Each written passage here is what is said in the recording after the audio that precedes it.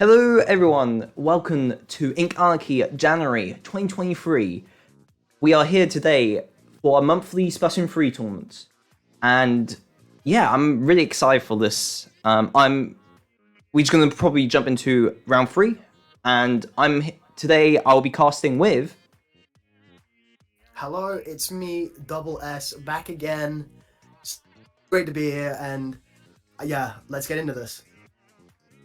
Because the teams have been waiting a little bit. So here we are with the maps and modes for winners round 3. It's a best of 5, and we're going to be starting right away in Eeltail Alley Tower Control. How do you think this is going to go? Okay, so Eeltail Tower Control is such an interesting map. I think it's really cool. Eeltail in general is a very long map compared to our wider maps in this game so far.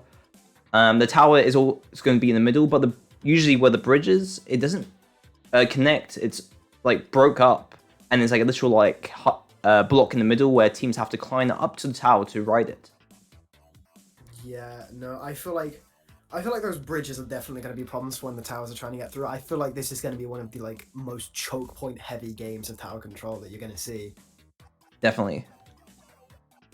And let me just quickly look at both of the teams. So, the teams we have are first Couleurs, who are seeded 3rd in this entire tournament, and then we have What Is He Cooking, which are 6th seed. I love that name. That's an epic name. And yeah. Let's just go. Should we go through the players now, or do you? Yeah, let's go through the players. Okay, let me just quickly find them through the notes. So, Couleurs, headed by Spore. Wait, actually, we're gonna just jump right into this game. Into it, yeah. We can see the plays right in action right away. It's gonna be epic. Exactly. Oh, and we are currently jumping into round 3 of Ink Anarchy, which is a double elimination bracket. So yeah, let's just get right into it. Yeah. So far, pretty varied weapon choice. I feel like that Splat is going to be a huge help for Couleurs right here, especially because of those bridges right at the top and just how choky everything is on this map. It's not really a lot of wiggle room to try and dodge Splat. And as soon as I say that, the Splat already takes somebody down, the heavy Splatling goes down, but the crab has been activated. All but the sloshing machine for Couleurs has already gone down as well.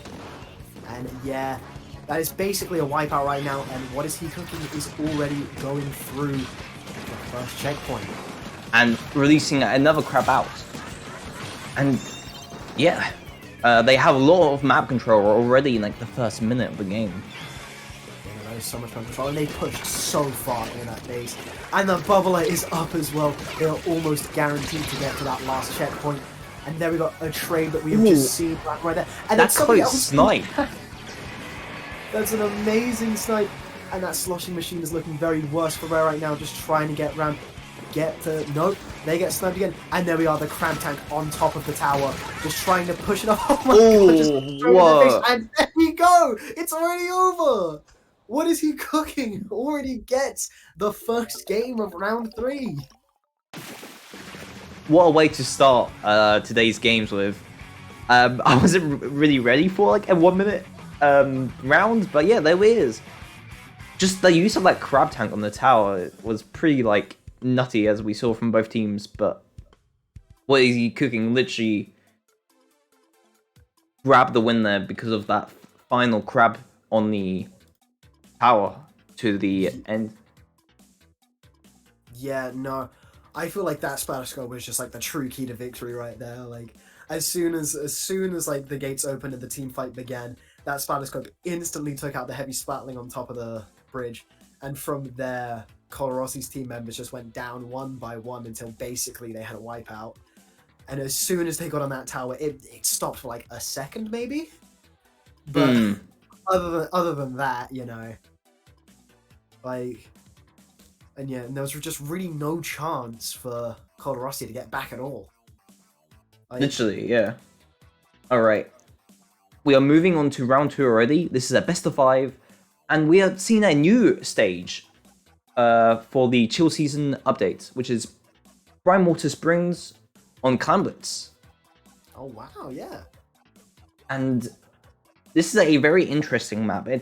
We have seen this before in Splatoon 3, but it's very like you start at the top and then you have to go to the bottom. It's going to be very interesting to see this in action, since recently we updated the map pool for Ink Anarchy to add this and Founder Heights, which we hopefully are seeing later today. Oh, I can't wait to see Flounder. I love Flounder. And okay, so some Explosions coming out for Clamblitz. Oh, especially on this stage as well, Brine Water, you can literally have like a like perch for you just to paint and just be the backline of the game. Yeah, we're seeing it right here, right now, with Couleurs just chucking that thing down. And here we are, the crab already out. And once again, Couleurs takes first blood again. Only two up for what he's cooking. Only one ran out. This can be definitely a push for Couleurs right now. Yeah, but they only have 5 clams in their entire team right now, but they're just trying to push while they regroup and regather clams to the back. They're trying to push all the clams to Samage, but let's see if they're actually able to get all these clams out. And no, Spore goes down. Samage here, still trying to just collect all the clams. I think they need one more. No, and it breaks! Oh no, unfortunate. That is very unfortunate, and they're still unable to group up and get the clams they need to break through. And there we go, Samage goes down as What Is He Cooking is going through and finally breaking that push back. Yeah, trying to just paint up here and try to get like more map control right now. Since this seems to be like the opposite from last time, since What He's Cooking had way more map control. Oh. Yeah, no, Couleurs just breaking through again, basically making it... Oh yeah, no. Basically making it a one-power wipeout once again, as only the splash can go down. And there we go, the barrier has been broken. Couleurs now in the lead, only by 20 points though. See, oh no, here we go. Oh. Clamblitz is the game for snowballing, and as we can see here, it's already at 62. But they need to try to get some more clams, but all of them are in the middle, as we can see. Yeah, a lot on the left. Yeah, no, sorry. They're just trying to just keep pushing in instead of prioritizing clams. And by the time that they had clams, the timer ran out. And now it's time for What Is He Cooking to try and get that counter push already going. Another crab tank out. Trying to get some splats here, but Couleurs just knows to just back out when they see the crab tank, to be honest. Oh, and here comes out the Booyah Bomb. Couleurs' Tri-Sosher over the Inkjet. Ooh. Yeah, that Inkjet not going to do very good, especially when you got a sloshing machine shooting at you. And the crab is out on the side, but the crab also out for What Is He Cooking. And that Explosion just absolutely making the perfect arc to get over. And there we go, Couleurs' barrier has been broken, and they are just firing clams in, and they have taken the lead. What Is He Cooking back in the lead once again for this game. And they didn't stop. Down at 47 now, over half of the clams have been put inside that basket. A very good big bubbler from What He's Cooking right now. Because they literally just made that push with that bubbler shield. Yeah, and now they're just trying to get back and regroup. Oh, but this could be an excellent counter push right now. The Spore just tries to stick in the base and tries to stick them back while they get a big clam. There we go, 2 big clams are on deck for Couleurs. This is what with all the special ready. Hammer, ooh. No splats from the hammer, but does push him back, but that big bubbler felt a bit rushed. Oh, and they made the lead. Yeah, Couleurs taking the lead there after that amazing push, using all of their specials and even getting through a bubbler. But like you said, that was a very hasty bubbler from a little bit desperate of like trying to defend, even though they didn't really get any splats from that, or even a pushback. Yeah, and now we're just trying to see What Is He Cooking, try and come back. They have 3 power clams on deck. This could be it, but no. You see somebody go down in the middle there. That's 2. 2 of the power clams are down from the 3 that they once had, and the Explosion is just trying to fall back and run away. But they're getting chased down by that Splatana. They're just a standing target with that clam right now, and Couleurs literally just pushing them back just because they know where they are on the map. Yeah, oh, they tried their best there, the Katana, to use that Ultra Stand. Just like it is with most Ultra Stamps, they get snuffed out right at the start. Yep. And there we go, I think... Oh, wait, no, there we go, the crab able to take 2, 3 people out! Can we see 4? No, it's a crab Breaking the battle. crab, and that's a wipeout in the last 10 seconds. There's no way... Yeah, there's no way, because they don't even have clams while you... There we go, the barrier has been broken and more clams are getting fed in. That is not going to be overtime, and Couleurs takes 1 game back. It is now 1-1 in this best of 5 set. Good to see, right, for our first match streamed, and not like a clean sweep of 3 games. You know, oh, and they're all sitting down. Oh! Look at them tapping their fingers together. Amazing. And there we go. Honestly, that was a rather competitive game, but Couleurs had the edge for the most part. Like, What Is He Cooking was able to get 1 or 2 good pushes going, but Couleurs just, you know, they pushed so much more. They were able to diffuse situations so much easier. And Couleurs was able to get that win there. And now we are moving on to Museum di Alfonsino with the Rainmaker. I feel like this is probably my favorite Rainmaker map. I love playing it and I love watching it in action, so this is probably going to be a very fun game that we're about to watch. If not fun, very quick, because it's so easy to break away with the Rainmaker in this map. Mm-hmm. It's definitely going to be a hard Rainmaker map as well, especially if you want to get a knockout on this stage, just because of that long run outlet for the final checkpoint. Yeah, definitely. But I feel like what we're going to be seeing is What Is He Cooking is going to bring out that Splatoscope again, maybe? Oh, yes. As we saw in Etal Alley, that was so pivotal to their win, just able to like take people out right at the start, getting picks left, right, and center. But I don't know. The Splatoscope probably was not a good pick for Brine Water Springs Clan Blitz anyway. I feel like the only one that you'd really want to pick is Elita, because that like goes the distance between like both ledges. And I think they may have probably just won that confident with Elita or just don't play it. So Definitely. That's why we didn't see it. And both teams did choose that Explosion, so that was a good pick. And let's see right now. The Bloblobber. Another Splatana as well? Yeah, okay. No backline? Very weapon. You know, both of them are just going for the rush strategy here. So we see Bloblobber on What Is He Cooking. Oh, and there we go. The Splatana Stamper has come down. And we are just seeing immense map control from What Is He Cooking. You know, What Is He Cooking have the Rainmaker, but they lost the Rainmaker while going for that jump. And all kinds of specials are coming. Whoa. It's a very hard to track game right now, but we are trying our best. The Bloblobber just trying to throw Bloblobs, just trying to Blob in, and there we go. The Booyah Bomb unable to stop. Yeah, it was a bit too late. Yeah. Oh, but only the Splash and the Rainmaker alive. They're trying to get a Leroy Jenkins push, just trying to run in there, but they get to 40 points remaining. And let's see, will Couleurs be able to come back and get this comeback?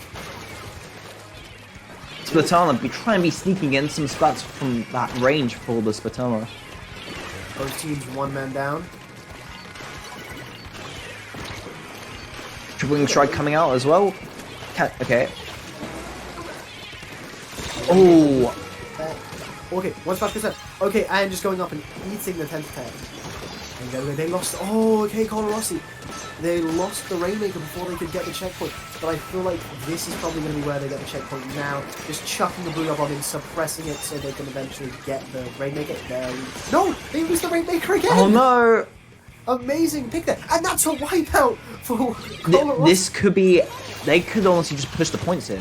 If they just try to get... Just keep the... what he's looking in their spawn. Oh no, they lost the Rainmaker though! With 42 points remaining as well. Oh, they all jumping behind the Rainmaker still. The Booyah Bomb is coming out. But the triple in strike though, they need to be careful here. Yeah, all Couleurs would need to do here is just running to grab the Rainmaker. But that is a very good grab of the Rainmaker there, just pushing it off that ledge, setting it like so far back because they just have to get up that ledge again. And And what is he cooking? Just sticking back in base, trying to hold off the impending push. Oh, nice punish for the inkjet there, but just catching that Splash-O-Matic right to the face. And now we are just trying to see another push here from couleurs here jumping in. But the bubbler is put on top, but it doesn't really help that much at all as 2 people have already gone down. Yeah, they only have 1 man left. They just need to make the push here. They can definitely... They do! They made it to 36. What a tight game. Yeah, they did make it to 36. And they're still planning on pushing by throwing a Booyah bomb down and just trying to jump in and push and keep this push going as long as possible. But the crab tag on either side comes down and stops the push in the tracks thanks to what is he cooking. And there we go. With only a minute and a half left. What? What are you... Wait, let me speak. What he's cooking needs to try and make a push here, but it's at 24. It's going to be definitely hard, as mentioned on the final stretch of that ramp going up. It's definitely hard to do, especially with players respawning in that area. Yeah, no, I see what you mean entirely. That just long stretch is just so agonizing to try and get through, especially the Rainmaker. But here we have the Rainmaker being picked up, but the Booyah bomb is being set out. They lose the Rainmaker because of it. Crossers are only like 2 plays up right now. Yeah, just on their platform. Yeah, oh my god. couleurs regrouping. And now what is he cooking people with 2 people down? Okay, now we're seeing some jumps back in. Trying to push back in. But no, they're dropping like flies again. 2 people down. And one of them even retreats back. Oh yeah. And now all couleurs really needs to do is just hang on to that Rainmaker that 5 minute. Yeah, they just been still aggressive as well, which is really like menacing on this stage because they just blocking what he's cooking just to get out of their ramp area. Yeah. Oh, and here we are. This could be the final push of the game for what is he cooking if they're able to get the Rainmaker here. couleurs 2 people down and they have a crab on deck. This could be the final push for what is he cooking, unless they go into overtime. Oh, definitely. This can definitely change. Yeah. What he's cooking does have the map control right now, so they can definitely try to make a push here. The Booyah bomb though. Here we have the Slosher trying to flank around it. Oh! Here we have the final push, but there is a wipeout, and couleurs able to hold that final push back and get the second game under their belt. 2-1 to couleurs now. And what is he cooking is 1 game out from being into the losers bracket. And oh, look at that again. I love that so much. You gotta love it. Gotta love it. I'm never gonna get over synchronized victory screens. You just gotta do it in like a tournament where everyone has the same victory poses.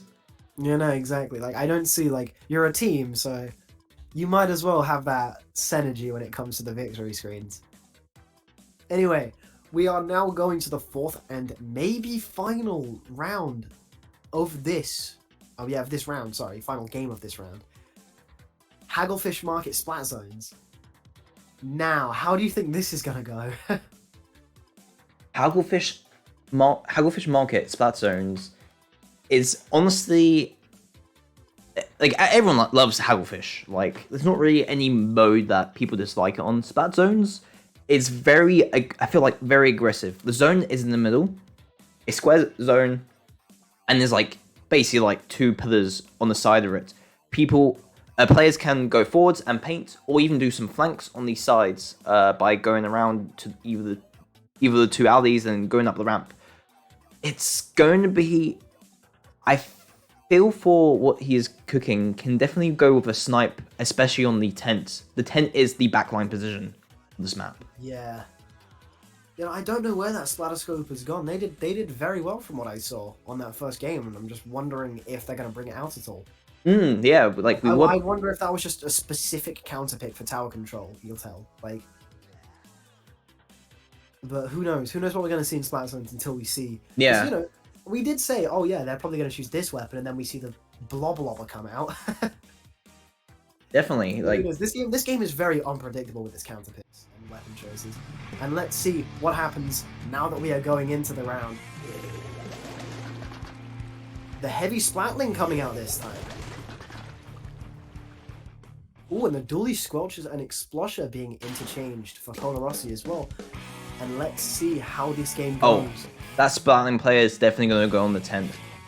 As we see here. There we are, the 10. Oh, and they are already in control. Just watching the flank as the Spartana Stamina tries to go around that right side there. Oh, and the Crab already coming up to Colarossi. Oh. Okay, but they are 1 man down. 2 man down now. As we see, what is he cooking? Trying to just, keep that zone.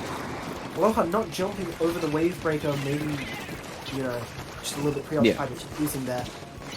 Whether with the Explosion though, on that tent again, just painting all the way to just capture the zone very easily. Yeah, and Colarossi in charge of the zone now. The Explosion jumping down. I don't know, just jumping down, trying to just push them back as well. Oh, that wave breaker already going down. And the Crab just in the Splash's face.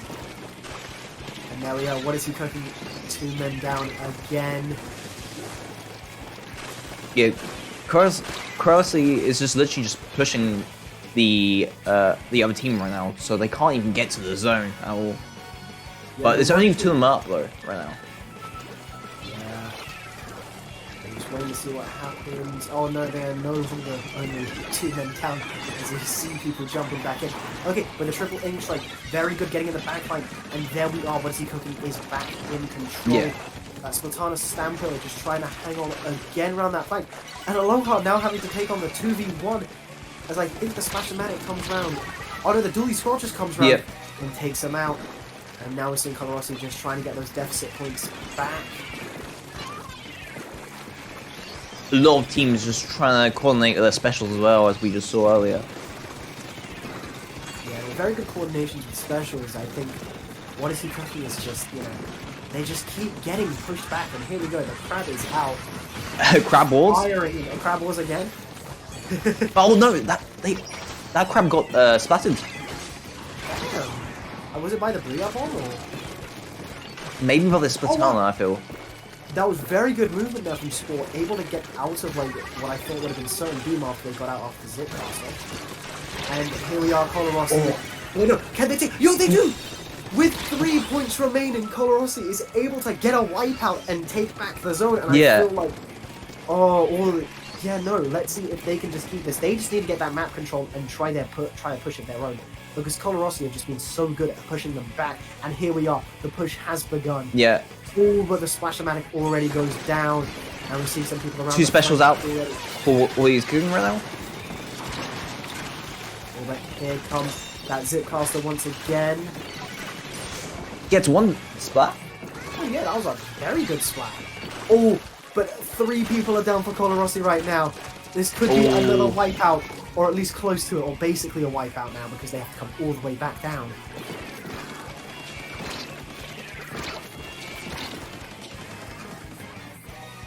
Yeah, and now they're doing the reverse, and what he is cooking is literally just painting all just around their area, not trying to push on like their platform, just like keep them in check. What is he cooking? Doing a very good push right now, and Yoshi's is just getting the flank round, jumping all the way up into their base to come around, and this could be the win for what is he cooking. Yeah, 2 people down for Colarossi. They just need a miracle to push in right now. Oh no. And there we are, the lead's been taken, and 3 people going down right at the end. And there we go. What is he cooking? Takes game 4, and we are going into a last game situation. Game 5 for the first round to be streamed today. Wow. We are in luck. This is really good, especially because what is he cooking is 6th seed. So this could be a tiny little upset if they beat the 3rd seed. Oh, definitely. And for like a 5th game, it's going to be Sturgeon Shipyard on tower control.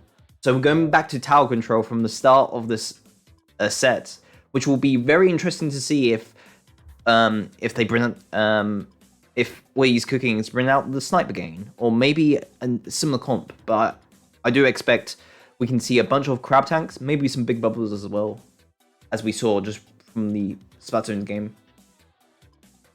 Yeah, I feel like what is he cooking after that? How dominant they were with TC on Iltel Alley.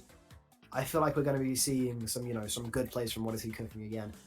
But, Colarossi has been very dominant in the other two games that we've seen. So I think it's really just going to depend if Iltel was, like, just not the best stage for them. Mm-hmm. But what is he cooking was masterful how they used specials on the tower. So who knows what is going to happen this game. I feel like this could definitely go either way, especially from what we've seen in the last couple of games. Like, that last game was so close. Like, I thought it was all over as soon as I saw, like, it ticking down. And then they stopped at 3. But anyway, enough of that, because here we are in Game 5. And the Splatoscope comes out once again, along with a Tri-Slosher. Oh, wow. And let's go. Sport keeping with the Splatana as well, which is a bit surprising, since we all know him as a brush player, but it's cool to see, nonetheless. Yeah, no, but I think the Splatana has already gone down, probably getting picked by that Splatoscope, and the push is already beginning for what is he cooking. There we are, the bubbler already up, and I think a stray bomb getting a pick. Oh, wow. Yeah, and there we are, oh my god, and couleurs are already so... Yeah. Well, he's literally dominating a turf control on just a push. Like we saw in, like, the first game, really. Yeah, no, this is all coming back down to tower control, and it shows that that wasn't just Iltel Alley being a good state. What is he doing? The ink back absolutely as incredible. well. Oh my god, that is a bit overkill. Oh, okay. So, oh my god. We know what this team's, like, their favorite mode is. Yeah, we know what is he cooking. They are incredible when it comes to tower control, and that is your Game 5. Mirroring the first game with how decisive and dominant what is he cooking. That was insane. Literally. The first game and the second game both coming down to absolute complete domination from what is he cooking. And able to claw back that Hagglefish Market Zones game, they definitely deserve the win there. And what is he cooking moves on to round 4, where they're going to be going up against the second seed. Yeah, they're going to be going up against Krokaz 2 Electric Boogaloo. Or Booga, as it says right now in challenge, because I don't think it fits. There we go, yeah. And yeah, so while we wait for that, should we go over some other teams as well? Yeah, sure. So, already in round 4 as well, you have the seeded first team, xcmw, against the 5th seeded team, Ozone. So that's actually some very good mirroring, as we've got Team 5 and 6, and then Team 1 and 2 in round 4. And, xcmw having a completely dominant run, going 3-0 in both of the games they've already played. And then we've just seen, what is he cooking go through. They did 3-0 their first game as well, so who knows what is going to happen. And then Krokaz 2 Electric Boogaloo once again going 3-0 in both games that they have played. So who knows what is going to happen in those games. They're now looking down in losers. God damn it, the 4th seeded team. I don't even know how to pronounce this. Can we show this name on stream quickly? Just to just so we can show them. Like, is there any way you could just put the name up? Oh, I don't have any team list on anything for this. Okay. You're not even going to be able to fit this in the overlay anyway. It is. Yeah, it's too long. Okay, let me try and pronounce this. I'll try and pronounce this for everyone watching right now. So it is Rindfleisch Tektik Rungs Überwatchung Saufgeben Übertrangens Geets. Yeah, that is A, German, B, one of the longest words in human existence, and C, the dumbest team name I've ever seen anywhere, and I absolutely love it. They are seeded 4th, but they are down in losers after losing, let's see who they lost to. Oh, they lost to Ozone, which is the 5th seeded team, in 3-2, so it was a very close game like the one we just saw. And they are going to be going up against Backlink Gaming, seeded 11th, who are knocked out very decisively by what is he cooking. And they've had a little bit of a loser's run. Let's see if they can keep that up. And then, oh, by the way, what team are we going to be seeing for the next round? We let me quickly change it up. We're gonna see.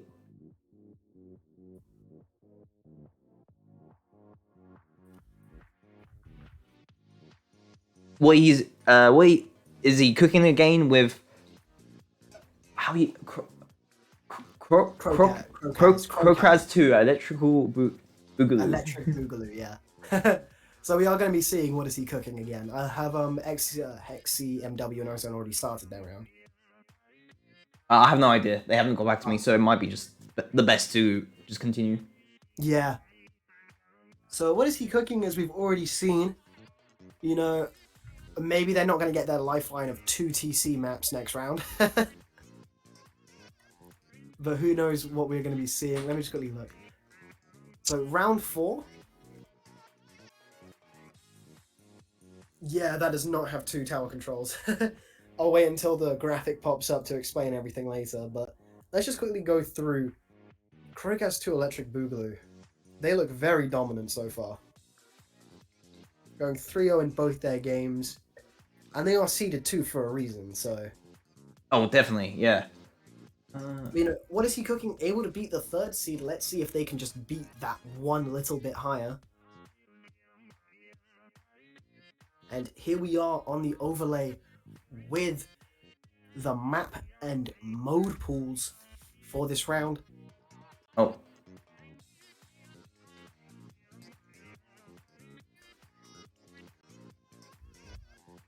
There we go. So, Splat Zone's Mako Mart. That's going to be fun to see. I love Mako Mart. So Yeah, everyone loves Mako Mart. Is such like... It doesn't feel too small or too big. It's just the right size. Yeah, it's like the only Splatoon 2 map that, like, really grabbed my attention, if I'm being honest. Oh, except for Inkblot Art. Yeah, actually, no. Why am I dogging on Splatoon 2? I'm sorry. Wow. Yeah, there we have got Museum de Alfonsino back again. This time with tower control. I wonder how that's going to go. There we go. Oh, Scorch Gorge Clam Blitz. Ooh. Spicy pick there. Yes, it's... Specifically for Scorch George, it's basically like you go ramps up and there's the goal and stuff. Yeah, very... Let's get just very heavy choke point there. And then Undertow Spillway Rainmaker. Probably, I think that's one of my most played maps whenever I play Rainmaker. I don't know why I always somehow find there to be Undertow Spillway. Mm-hmm. So yeah, those 2 large, like, there are just so many points of attack there. Like, the 2 elevated platforms that peek into mid. And then you've got, like, that point right up at the top with the grate, around the, like, left entrance. Oh yeah, for Undertow? Yeah, definitely. Yeah, for Undertow, like. And now, oh my god, that choke point around the left way, like. Yes. It's optimal to go that way, but, like, it's just trying to squeeze through that little gap. Oh, okay. Krokaz 2 opening up with the double sloshing machine. Double sloshing machine, the new custom Special Junior as well. A lot of paint control from that team. And very similar team from we saw from what he is cooking as well. Yeah, what is he cooking? Just the same team layout that we've seen so far. Krokaz 2 is in... Well, they were in control, but then both of their sloshing machines went down. And now what is he cooking? Has a chance to get the zone. There they do. And there's a very small bubbler. Oh, amazing pick there from Necro. And they're only 2 up for Krokaz right now. Yeah, no. This is looking rather dominant from what is he cooking. They're just trying their best to push in, get as much map control as possible. As you can see, Yoshi's just trying to fill up that special gauge once again. And there we go. 3 specials are now on deck. 2 wave breakers coming out, and 2 bee bombs as well. But yeah, I think so. I think everything is getting pulled out right now. Then what is he cooking is still just trying to get in control. Oh no, but they lose the zone and now are having to retreat thanks to that brilliant push from Krokaz 2 using all of their specials to their advantage. With the try, Sasha trying to stay in the middle area and trying to paint up, but they're being pinpointed right now. Gets one spot though. Yeah, nice little flank there from Aloha. Just trying to go round. That might be a good chance for Inkjet Nova. They were just trying to save it, and they get very nicely off by that sloshing machine. And now we see double wave breaker going down once again, and the fizzy bomb spam as well. Okay, Inkvac from Neckley just trying to save themselves. Not really using it to push or anything, just shooting a big explosion into mid. Not really imagine anything. Oh, that was a very nice hit there. A very weird booyah bomb. Just chucking it down to that entrance, just getting more map control, really. That was a close, like, bomb spot as well. Yeah, very close. Honestly, I was expecting it. Oh, and yeah, that's Splat. Speaking of Splat bomb picks, there you go. Yep. And now, what is he cooking? Very able to push in now, thanks to two people being down. For Krokaz 2, both sloshing machines down once again. And there we go. Krokaz 2 barely in the lead, so what is he cooking could easily come back and gain the lead once again. As they are now trying to get that map control. And there we go, the Crab gets a kill. As Aloha just tries to push in and is able to get one kill. Can we see another? No, they go down.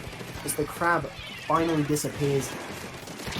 And all the deficit ones are about to be gone. Yeah, then the sloshing machine able to get a pick on that Splash-O-Matic, and the Booyah Bomb gets sent in.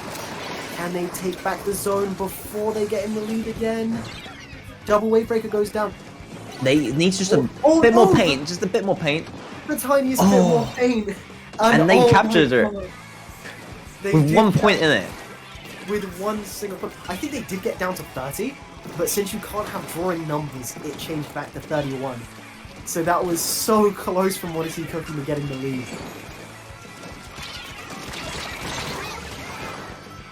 Ooh, and a little bit of a trade there. The Krokaz 2 are now 2 people down as we try and see what is he cooking to push back again. The Tri-Slosher throwing it the mist as they try and wrap around, trying to get a single pick if they can. And ooh, no, they go down in mid. And then we have the Inkvac trying their best. They need one pick, and then here comes the bubbler. This could be it. Oh no! No! They just weren't able to fill up the zone in time. I wasn't even looking at the score since they were still trying to push in. Sometimes the score just goes down quickly, and yeah, that's game really? for Krokaz. Look at that zone. That really didn't put even at least in contention. Yeah. Wow. It felt like the game should have definitely gone back. Yeah, that definitely should have been a yeah, that should have at least been neither of them having the zone. But you know, who am I to argue? Krokaz 2 very good at just keeping that zone. Very good. They were so good at pushing at the start there, and they did fall off a little bit in the mid and near the end game, but they were still able to keep in and keep going. Yeah, Krokaz 2. I felt the Inkvac wasn't used to paint the zone, which honestly, sure, it's not like it will paint a lot, but I think we'll at least had enough paint there to at least capture the zone before the game ended, because it felt like they were aiming at the players rather than the zone there. Yeah, no, and honestly, I didn't even see that Inkvac be used to take zone a lot of the time. Not just with inking, like you said, but protecting the zone from getting inked as well. I didn't really see it be used for pushes, mostly just keeping them alive. But Indeed. Anyway, here we are. Game 2, it's going to be tower control on Museum de Alfonsino. And let's see if What Is He Cooking can get another decisive victory on tower control. 2 social machines, once again, as we saw in the previous round. Is this the exact same team, or...? No, they didn't have the... Oh, yeah, no, they didn't. No doubt. Yeah. And one of the sloshing machines goes down instantly again. And there we go. The decisive push already beginning. Both sloshing machines have gone down, and that bubbler is rendered useless. Both bubblers rendered useless, and they've gone down now. But there we go. The first checkpoint already got beat. And the push just going in again. The heavy splatling has gone down for Krokaz. They are able to get a pick on that high slosher. A bubbler and Inkvac out as well. Yeah, both of them once again. Maybe they should wait to use one or the other, but you know, I'm not going to argue as this could be it again. No! 2 men down for either team. And there we go. The push has been subsided before they can even get to that 3rd checkpoint. But, you know, that is a massive push from once he comes. Yes, still, getting to almost the 3rd checkpoint within, like, the first minute, that's not going to be a fun time for the other team here. Yeah, no, that is not going to be a fun time whatsoever. But, you know, that just does give them more time to, like, come back if they didn't knock out, if you know what I mean? Like, it's not like this is, it's not like this is the end game where they get those decisive points right at the end. It's like, as you can see right now, they are pushing in and they could feasibly take the lead because they've still got, you know, 3.5 minutes left in the game. And when the bubbler comes out to protect the zone, and the booyah bomb as well. Just holding onto that booyah bomb, just trying to see if they can use it anywhere. Yeah, and they did get a pick there. And 2 people from Krokaz did go down though. Yeah, both teams using all their specials right now. And look at that, they are in the lead already. Yeah, they did get in the lead. 2 incredibly fast and decisive pushes coming out with. Oh, and that bubbler not able to protect from the sloshing machine. They got halfway through the third checkpoint as well, but most of the players are down. But what a great push from Krokaz right there. Yeah, no, that was a really great push from Krokaz. And now what is he cooking? Just trying their best to see if they can push into that 3rd checkpoint. Unlike last time, but they have 3 specials on deck, with Krokaz only having 1. Oh, and there we go. One of the sloshing machines have gone down to Krokaz. The crab on top. And there's another kill there. And both the... Getting an assist and a splat from there. Only 2 of them up right now for Krokaz, so they need to be like wary of what they're going to use. yes, using the big bubbler. But as we can see with what he's cooking, using ink bag and bubbler once again, and making the push. And they got to the lead. And that's a wipeout as well. Will they be able to get the win from this? Oh. There we go. The win from what is he cooking. The game is now 1-all. Oh my god. We are not getting any 3-point sweeps today, it seems. Yeah, we are not getting any 3-point sweeps. We are not getting any 3-0s. And jeez. Okay.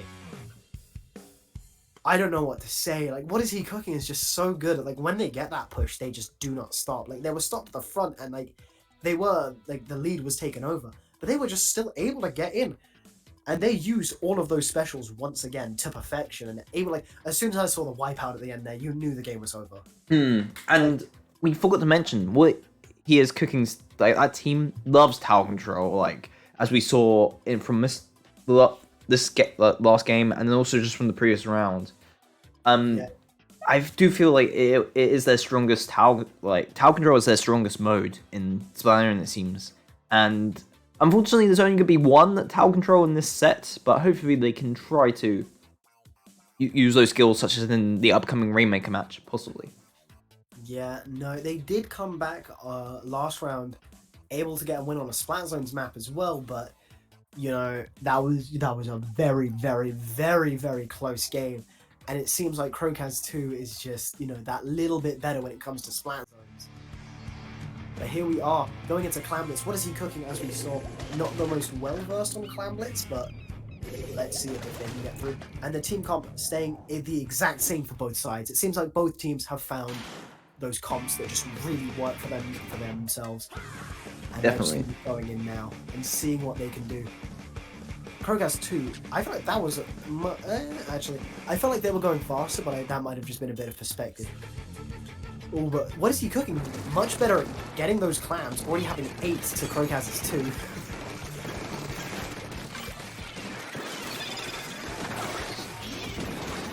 And specials already being used. As the first blood is spilt. Ooh, okay, that combination of torpedo and wavebreaker, not very good. And what is he cooking? Definitely. And we're only 2 of them up for what he's cooking. This could make the first push for Krokaz pretty soon. Oh, but no! As I mentioned, there's only 2 of them up now for the other side. Yeah, no, as soon as you said that, I saw 2 people explode, so... Let's see what we're going to have now. Both teams... Once again, what is he cooking? Just having a monumental amount of clams in there. in their pocket compared to Krokaz's 4. They just need to pass them to someone so one person can get a big plan. When the ink vac comes out, maybe trying to anticipate that Booyah Bomb. No, but the Booyah Bomb does get thrown into mid. And there we go, somebody goes down, but what is he cooking? And now they're only one person down, so this could enact the push, but no! Nice pick there, whoever got that, heavy spelling. Oh, and snipe there from Necru, so good with that splatter scope. And everything seems to be falling apart for Krokaz 2 now, as both teams have a power climb, but what is he cooking are the ones that are pushing in. The splatter scope, okay, the splatter scope is able to get that down. They are in the lead, but only by 20 points, and it looks like their push has already been stuffed out. With 3 people going down, the only person alive is that splatter scope. And not even bothering to wait for the barrier to go back up, they've already pushed up into what is he cooking's base.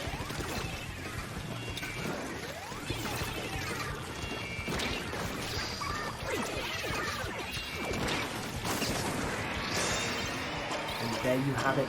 It's been broken and more clams are now being fed into the mid. And a power clam as well. They have already gone to 42 points and counting as they throw 33. 33 now. And they can definitely get some more clams in, like, as well. With only one of Willie's Cooking's teamed up there. Yeah, no, but that was very good defending there from the Splattershot Junior. Setting up that bubbler and just pushing them back.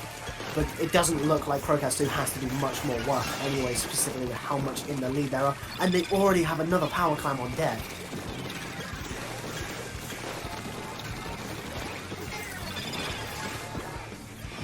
Both teams down a player.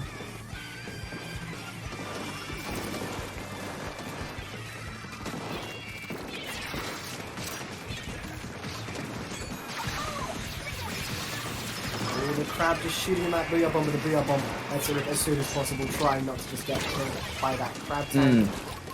Ooh. Only two. Yeah, 2 picks, and it's only the snipe up right now. Nuku. They're trying to defend. Oh, gets one spot, but didn't get the other spot because they were just using the ink vac. Yeah, the ink vac, good at stopping the push. They didn't get any more actual points on the clam. They only got those death hit points down. But still, just, what is he cooking? Just getting pushed back again and again. They have 2 power clams. Oh yeah, okay, there we go. The one that was about to disappear has been collected. Oh, let's not talk about that torpedo. Look, they were immobile because oh my god. That's technically a wipe for where he's cooking. And now they're just going to do another push in the last 40 seconds. Just trying to get a score down to the knockout.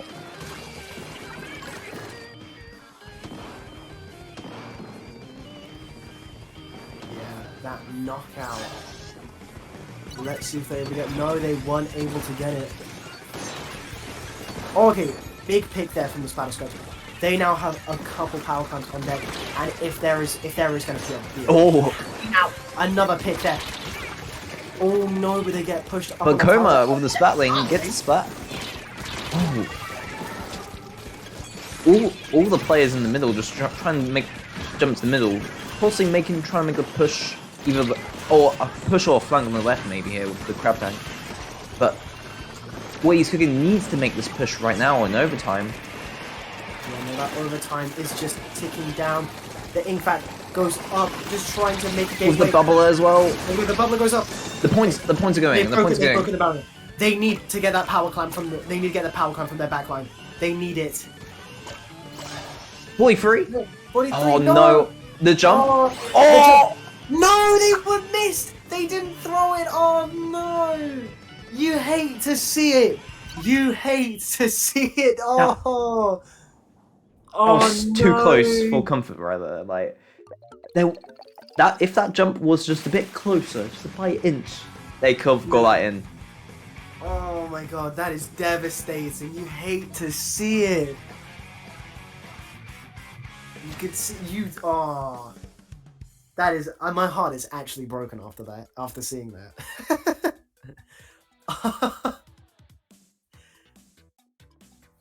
just watching the clam get thrown and just, you know, it was so close. You could see it almost touching the basket and it just bam, plop on the floor.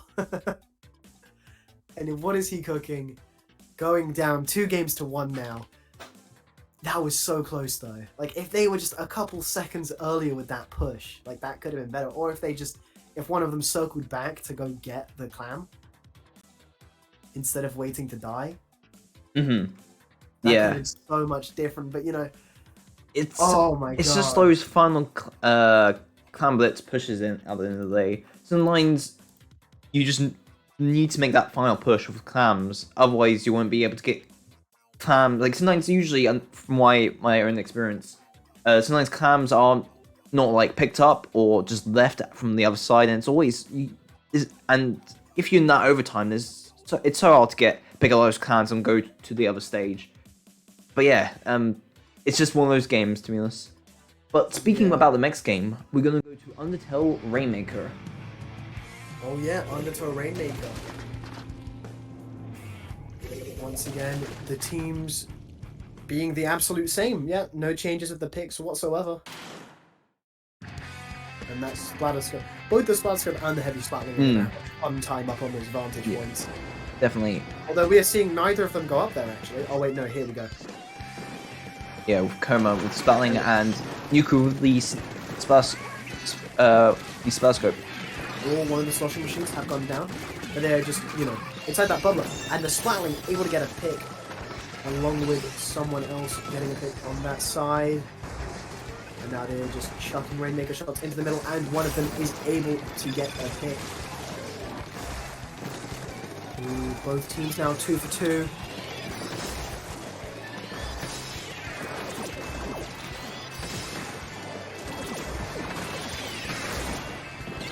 Oh. Oh, but the Rainmaker does go down there. Yeah, there's only one up for Krokaz right now.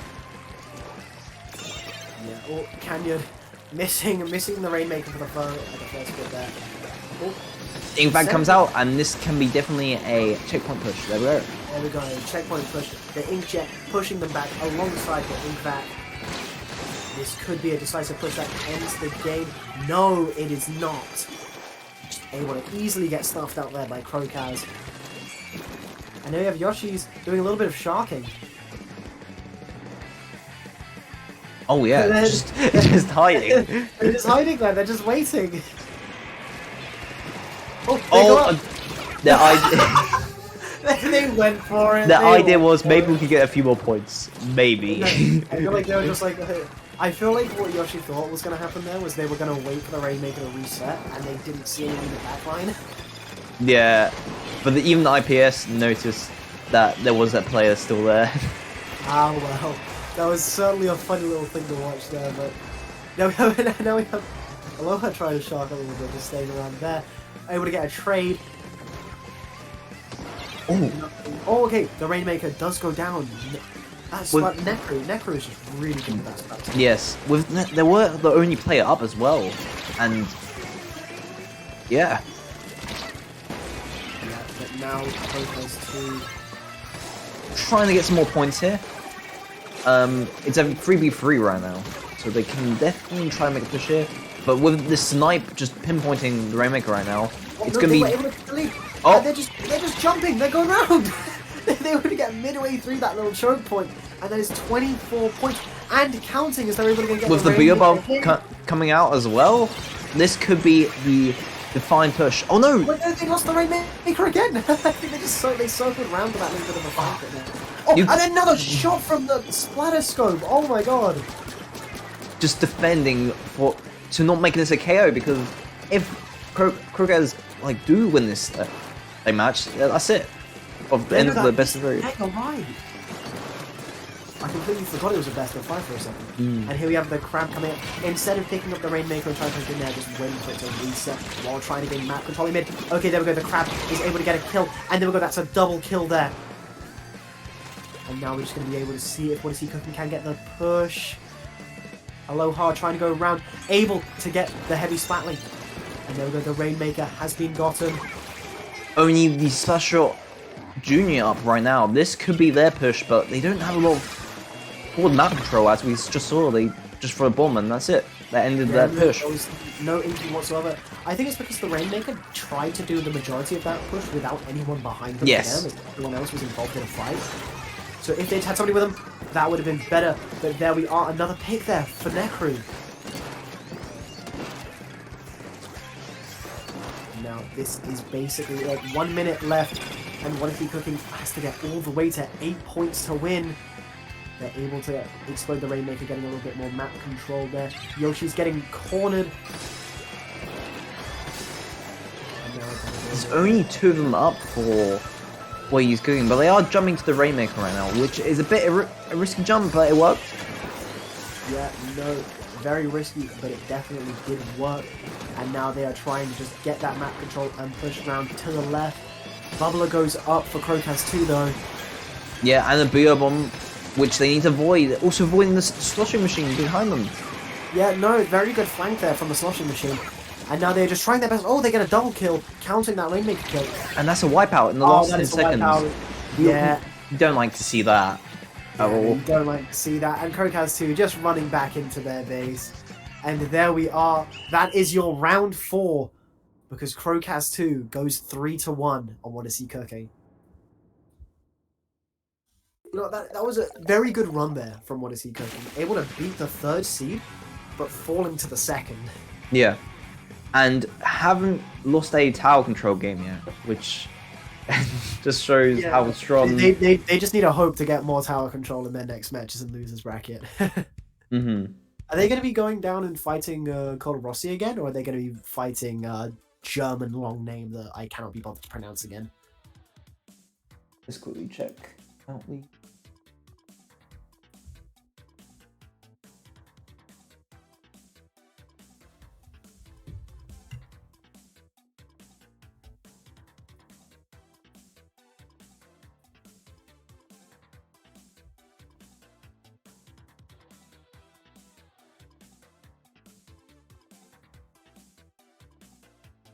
It hasn't been announced since there's still some games still being played.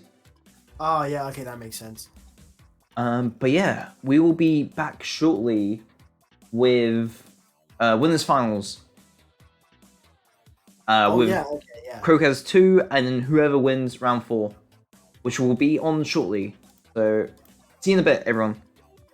Yeah, see you in a sec.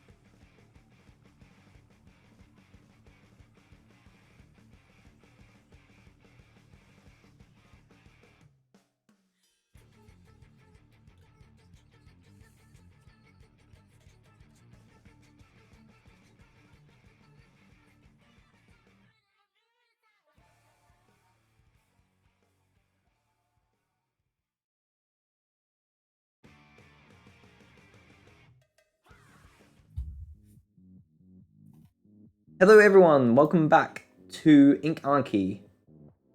We are back with winners round, which is Krokaz 2 versus Ozone. Yeah, no, incredibly surprising that Ozone, the 5th seed, was able to go over the 1st seed.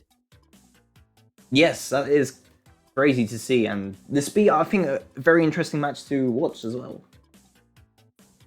Yeah, no, that especially, yeah. Where we've already seen Krokaz 2 and how dominant they can be, especially with their pushing power, but like that double sloshing machine does wonders, but let's see what Ozone can do. Like, I'm very excited to see what Ozone has has in offer. Going 3-2, very close then. Yeah, expect to see xcmw back for true and grand finals. Yeah. And our first round is going to be Etel Alleyway once again, but this time on Clan Blitz. Yeah, no, we're gonna. If not one, we're gonna get to see 2 Clan Blitz matches. So let's see if we can get them. You gotta love Clan Blitz. Gotta love Clan Blitz. Especially how close that last Clan Blitz game was. That is true. Yeah, no, that was an actually exciting game of Clan Blitz. I'll give you that. Yeah. Oh wow, starting already. Yeah, starting already. Let's see.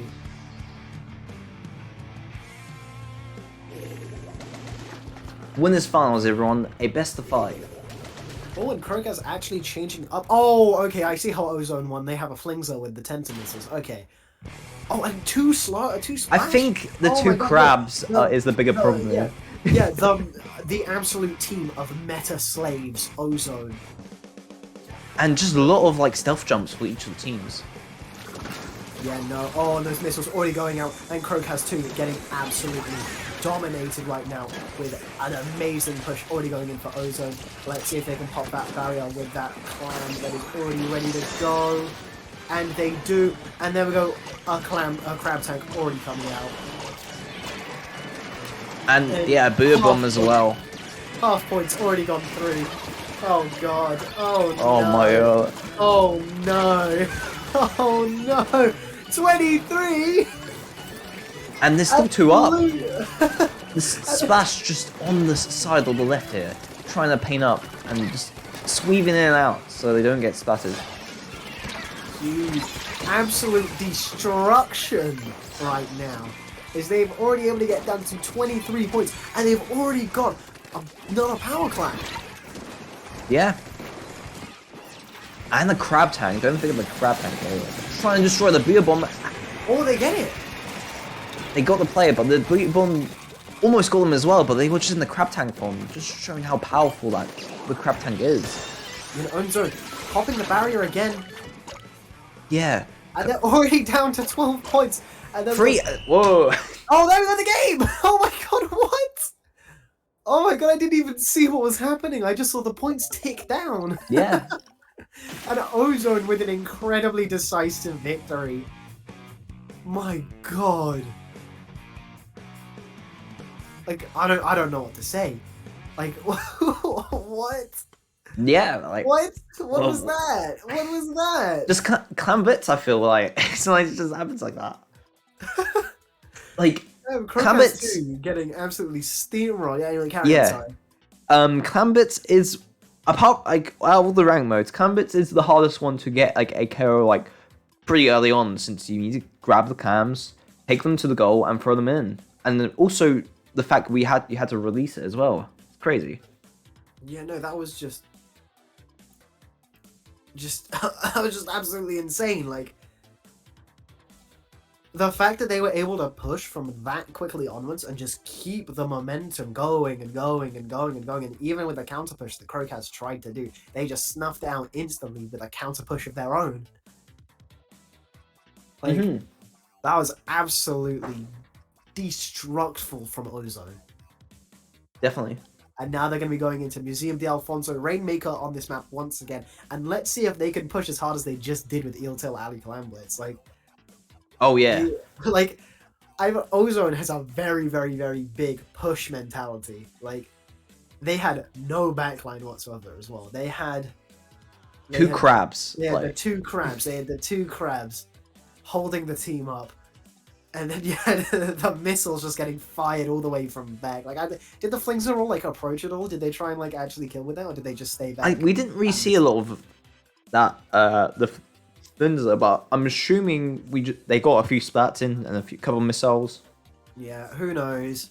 Like recently in the Chilled season update, tender missiles got nerfed. So once you release it, you have to wait until the meter goes down fully until you can paint up for your mix missiles. So it's not as spammy as anymore, but still, it's a very not powerful, but like a good one to like displace players off the stage. Yeah, I just feel like it's, you know, still very spammable and still very good to just throw in and just, you know. Oh yeah, indeed. Are we gonna see it on Museum okay. Rainmaker? Yeah, we're on Rainmaker right no, now. No, we aren't. Oh wait, oh yeah, yeah, that's Rainmaker. No, I meant the tenter missiles. There's no tenter missiles. Oh, no tenter missiles. Yeah, you know. Yeah. Right. No tenter missiles. Oh, well, okay, we can see that somebody's already trying to push in and flank. And they go down. Deservedly, they go down, actually. Oh, no, they haven't. That's just 2 other picks from Ozone. And they only have 1 person up right now as they get the Rainmaker. And they're push the break already. Yeah, they got it, which is really good. Okay, Krokaz 2 able to break that checkpoint already, but they are 3 members down now at the moment. As we see Ozone trying their best to push back in after that being a counter push. Oh no, but they get beat. Let's see. Oh wait, no, okay, they've got the Rainmaker back. I think that was probably just a pick for the Rainmaker. Oh, very, very good displacement there. Oh no, but they're still not able to break the Rainmaker. Yeah, IPS seems to have got the Splat to stop them going to climb up the podium, which is really good. You know, Krokaz 2 just very good at it. Okay, this Rainmaker game is certainly so many different shades than the last game that we just saw happen. Definitely, it's going back and forth. They were getting a pick, and there we go. Okay, Ozone only has 1 person left. Oh no, but that 1 person was able to stop. Oh, and they also have the soda out. Yeah, tactical, which is very good for Rainmaker, especially for pushing and for the defense. You know, I'm so used to just calling the tactical Pepsi. It did be Pepsi. I think we're just go, oh, yo, Pepsi Man has arrived, bringing it out. Oh my god, that Booyah Bomb just taking so many people out. Yep. Let's see, okay, there we go. Oh. Krokaz 2, able to get a couple picks. Okay, there we go. That is 2 picks there for the sloshing machine on Krokaz. But Ozone still got a hold of the Rainmaker and is still pushing in. The Wavebreaker does get put down. The Trizuka coming out as well for Ozone. Yeah, will they finally be able to break it? No, they will not be able to break that checkpoint. Oh, this is the time for sure. There we go. On the podium. Finally. Now they need to at least get around 20 more points to get to the leader. But it's definitely going to be very hard for them to do it, especially all the teams at the ramp just defending for their life right now. Yeah, no, here comes the Inzuka. Unable to get any picks, but very good at just pushing them back. And now Ozone, okay, bringing out... Oh, wait, no, okay. That was a very, very good, you know, just running up, picking them with that sloshing machine, and getting out Gets of one. There's only one up for... Oh, what? Oh my god. They're getting it, no! Oh my god! The push to 5 points, and this could be confirming the podium. They're Whoa! Oh my god, and the wipeout!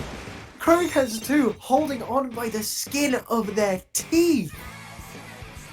A close one to do, but Krokaz needs to try to do like a push, possibly a KO now, just because how hard it is to get to the top of the ramp at the final checkpoint for this stage. Yeah, no, they're literally going to need, like, they're going to need a knockout or insanely close to a knockout. But Krokaz 2, and it is now, like, I think they've got, like, at least 1 more member down there right now. Judging from, like, you know, how, like, quicker and how early people were. Yeah, there we go. Runs with the Booyah Bomb. There we go. Booyah Bomb, and able to just get a kill there while falling down from the Booyah Bomb, just shooting a little bit of the sloshing machine down. There we go, we have Rainbow just shocking around the right there, but nothing really amounted from it. They have a couple specials on deck right now. Okay, there we go.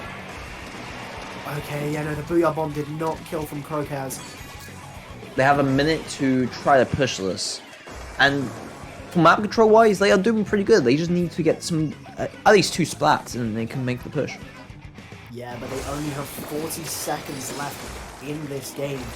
A Crab and Booyah Bomb incoming to IPS, trying to hold the Rainmaker, and then try Zuka as well. My God. That Rainmaker just had every single thing that Ozone had fired at it. Ozone wants them basically splattered, so they can't even make a push, a single push at all. They said screw this guy in particular and decided to shoot everything they had. And there we go, I think that's the game. 16 seconds. Possibly. I think they can do one more final push, but they need to grab the Rainmaker though. As we saw with IPS with the big bubbler. Oh, yeah, the big bubbler has gone down. They weren't able to get the Rainmaker. They have 3 seconds left until... Only 3 up? Okay, there we go. No, but that Tacticooler is making them respawn insanely fast, so it doesn't really need to go. And Trizuka coming out, and also the Crab is going to be coming out pretty soon, as we can see on the left here. They all on the left. They need to try to make a push, but Rainbox didn't get the splat. And oh no, they're going backwards. This doesn't look good. Oh, get the splat from front. I feel like they have 10 seconds left on that Rainmaker. There is no way they're ever pushing that far. Yeah, they need to make that push now. 4, 3, 2, 1, bam! They explode, and they lost the game. And Ozone is able to take the second game as well. We might see the first 3-0 on stream. That's weird saying. It's usually the other way around. Yeah, no, it usually is the other way around. But Ozone has just been... I don't know how to explain it. Like, that first game was so incredibly decisive. And, like, I thought that Krokaz, were doing better in Rainmaker. Like, they were making it so Ozone couldn't even touch that first checkpoint. But as soon as they got past that first checkpoint, there was no looking back for Krokaz. Yeah. Like, Ozone just went in, and Krokaz never really got the ability to push that far again. Great start for that team, but Ozone just literally, because the final push always matters, and they just made that push like around a minute to 2 minutes out of the end of that round, and just got massive points. And it's very hard to get to close to the final checkpoint for Krokaz, since on this stage particularly, it's very challenging to do. Yeah, we are moving on to Sturgeon Shipyard. Splat zones. Ooh. Yeah, no, this could be difficult. Like, we've seen a couple, like, I think we saw Krokaz especially try with that Slatoscope when it was at Eeltail Alley, and it did not go well whatsoever, but I account that to Clamblitz probably. So I don't really know what we're going to be seeing from either team, because we've seen both teams change weapons, so you might be seeing some more weapon changes, but I feel like we might be seeing them stick to, the meta picks of Splash, Sloshing Machine, and we might even see that Flingster come out again, because that Missiles is so good at painting zones. All you got to do is just point it at the people that are on the zones, and if they don't move, then bam, you've just got a painted zone right there. Yeah. I think we could be seeing maybe for more Ozone, more similar comp to their first round, so 1 Flinzer and then 2 Crab Tanks. Like, it's not really like a huge thing to not be missed, but Crab Tank right now is the most used special in the game, I feel, from most teams. Yeah, no, that crab. I hope it gets some nerfs, but I also don't, because crabs are funny. Yes. Everyone do be crab raving. But yeah, here we are. Let's see what the team's like. Oh, yep. There we are. Instead of 2 splashes, the Sloshing Machine and the Flingser. But there we have 2 Sloshing Machines, a Rainmaker. Oh, no, not a Rainmaker, sorry. I saw the Wave Breaker. Oh, the Wave. Yeah, my bad. I'll shut up and just let the game play now. Oh my god, the Missile's already coming out. It's so funny watching them go across the screen. Oh no, and 2 picks already for Krokaz. 2 picks have already gone down. And let's see that Flingser Roller just trying their best to do anything but get Missiles again. Oh, and there we go. Krokaz 2. Just seeing somebody fly back as they are losing the zone. Oh, okay, but here comes the Booyah Bomb. The Booyah Bomb getting thrown. Maybe just trying to displace their backlines there. Oh, yeah, there we go. Gets the spat, and they got the control. Yeah, no, only one Slosher machine was up for Ozone by the end of that push. And let's see if Krokaz is able to get those 80 points that they need. Bam, there we go, they have lost. I mean, they gained the lead. Sorry, I just saw it was on the screen and let that out. But the Booyah Bomb is coming down. And then another Booyah Bomb instantly getting thrown. Oh, and that crab just getting absolutely decimated. Yeah, that was targeted. That Booyah Bomb was targeted at the crab. They don't want any of the crab business right now. Yeah, but Ozone very good at just coming back and getting in, leaving Krokaz with only one player there. But that player definitely is hanging on now. And getting back, bam, 2 people down. But Ozone and Krokaz are back in control. And just trying to keep Ozone out of that zone there. Another crab has come out for Ozone, but it gets Breaker splattered. Oh yeah, it did, wow. I think since you're streaming it to me on Discord, it is a little bit behind. Oh yeah. Yeah. that cause of that reaction there. Like, oh, it did, wow. Great. I watched that in real time as well. But anyway, Ozone able to get a splat there. Oh, and another crab tag coming out. He said, Gets so one nice pick. Oh yeah, there we go. So nice they had to do it twice and get another crab tag out. And there we go. Ozone is back in the lead. They do have a big push, and oh rip. Pretend we didn't see that. I was wondering, like, hey, this is a very precarious point for a Boogaloo bomb. I wonder what's gonna happen. But yeah, Krokaz is back in control. They are all just up in the middle, just trying to get the spats right now. Yeah, no, there we go. Yeah, Krokaz able to get the zone back, keeping that lead. And they're almost done with those points of deficit. Let's see if they're ever getting. And that's a wipeout. Oh, that is a wipeout. And their penalties are already over. The time is ticking. Ozone needs to try to get back in the zone, but they don't have a lot of paint right now. Yeah, they don't have a lot of paint nor a lot of time. I think this might be that you're running out there. There we go, 1 pick already, 2 picks, 3 picks. And if that wasn't for that Slosher machine being alive, that would have been a wipeout. And Krokaz 2 is on the board with 1 game. It is not a 3-0. We're keeping that in line now for once. Yeah. No 3-0 games. No 3-0 games. Even this is just their 1 win. There are no 3-0 games at least. And Krokaz 2 is back in it. The momentum is completely on their side. They can come back from this. We've seen them win now. All they need to do is win on Undertale Spillway Tower Control, and then it'll be 2-2, and they'll be up to another Clan Blitz game. And I feel like we're going to be seeing, if they do win this Undertale Spillway thing, we're going to be seeing remnants of what happened on the first game we come today, where we saw absolute domination on the first, and then the last game. Oh yeah, the mode. definitely. Like, we might be seeing that again. But who knows? What we have to wait for, though, is that Undertale Spillway game to go through. And, ooh, let's see how this is going to go, because the crab is so good just in general, but on tower control it's so good because you can just crab on that tower and like you'll be completely protected for a while. Oh yeah, and also just Big Bubbler as well. This gives you protection to not yourself but your team on the tower. So going through checkpoints, if there's more than one player on top of a tower at a checkpoint, that counter goes down faster. So just placing one on a checkpoint while you are like basically where the tower stops, you are pretty like just sitting there, so you're pretty defenseless, but having the Big Bubbler on that checkpoint when the tower counter is going down is always good to have, which I believe we will see more from Krokaz with maybe IPS with the Splatshot Junior. Yeah.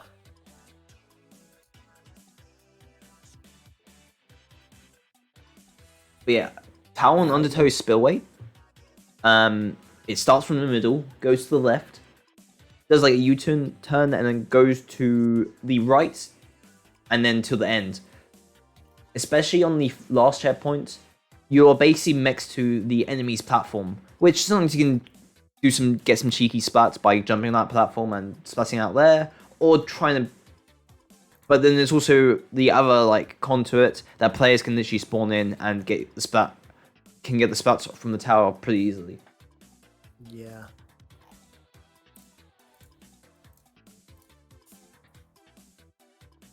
I do, yeah, no, I do wonder what we're going to be seeing. Like, oh wait, no, I don't have to wonder anymore though, because we're going straight into the game. Yeah. And let's see what we're doing now. Yeah, okay, there we go. Krokaz 2 keeping the exact same team. Oh, the ranged blaster coming out. Okay, yeah, no, I can see that being a good option, especially because, you know, flings are probably the best choice for tower control. And especially because you've got those really good vantage points on this map. You'll just be able to shoot in the choke points and just shoot into mid with that range blaster. I hope to get some picks. But they are not doing what I'm saying at all, as they are just shooting in the mid anyway. Oh, and the Crab Tech already comes out, and they stayed on that tower for a fraction of a second before dropping off. Indeed. Lucky, oh, trying to get... Well, quite a few... I got a splat, but got splat from the other team though. You know, Krokaz 2 is down 2 members, down 1 member, and that 1 member is jumping back in now. And Ozone is pushing that tower. Yeah, they... Get to that second checkpoint now.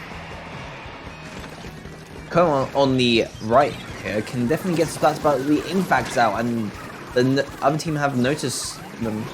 It's going to be definitely hard for them. Yeah, the ink bag completely protecting, and Ozone are just hanging on by a thread now, just trying their best to shoot. Oh, but here comes the big bubbler, able to just, you know, snuff out the push that we've seen. But it's not really helping Krokaz themselves push. That was just a little bit of defense, and let's see if they now have the ability to get in and push after conceding so much already. Yeah. It's a 3v3 right now, but it's... Krokaz has a lot of zones, but they need to try to get some picks here, which they are, and they are finally going to start pushing with the big bubbler. You know, finally we are seeing Krokaz start pushing. But that Booyah Bomb... Oh, that Booyah Bomb. But I feel like that Booyah Bomb was a little bit to the detriment of Ozone, as that just instantly marked where they were, because they were flanking, from what I saw. So yeah, that was just, you know, a little bit of a last-ditch effort there from Ozone. But they still behind them. Avoiding this Booyah Bomb, there's only 2 up for Krokaz. Gets 1 splat. Yeah, now there's only 1 up for Krokaz right now, and now that's basically a wipeout, as they have so much back now, as IPS stays in the back line, just waiting for their team to regroup. And that is so much in control already. But there we go, one of the sloshing machines have gone down to Ozone now.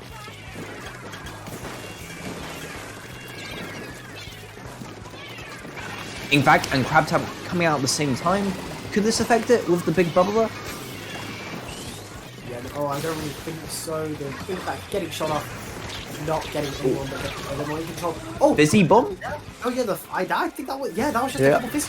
And Ozone only has 1 person in it right now. And they are This could be the push, right? This could be the push. As we are seeing everyone, there's a Booyah Bomb right in the face of Ozone. Getting shot right in the back line, just displacing their back line. As now we are seeing somebody jump off the tower. I think they were losing the tower. Yeah, there we go. They lost the tower. Yeah. Practically C9. But anyway, there we go. There's 1 kill there from the Crab Tank. But now they're back at that checkpoint again. Coming with that like unique placement of the Wavebreaker, which also actually helped them, since they are now going to try to get the lead here. And they do get the lead. Krokaz is back in it. And then they need someone on that checkpoint to go through the last one. And they are past it. And will they be able to get through? Yeah. Yes, they are.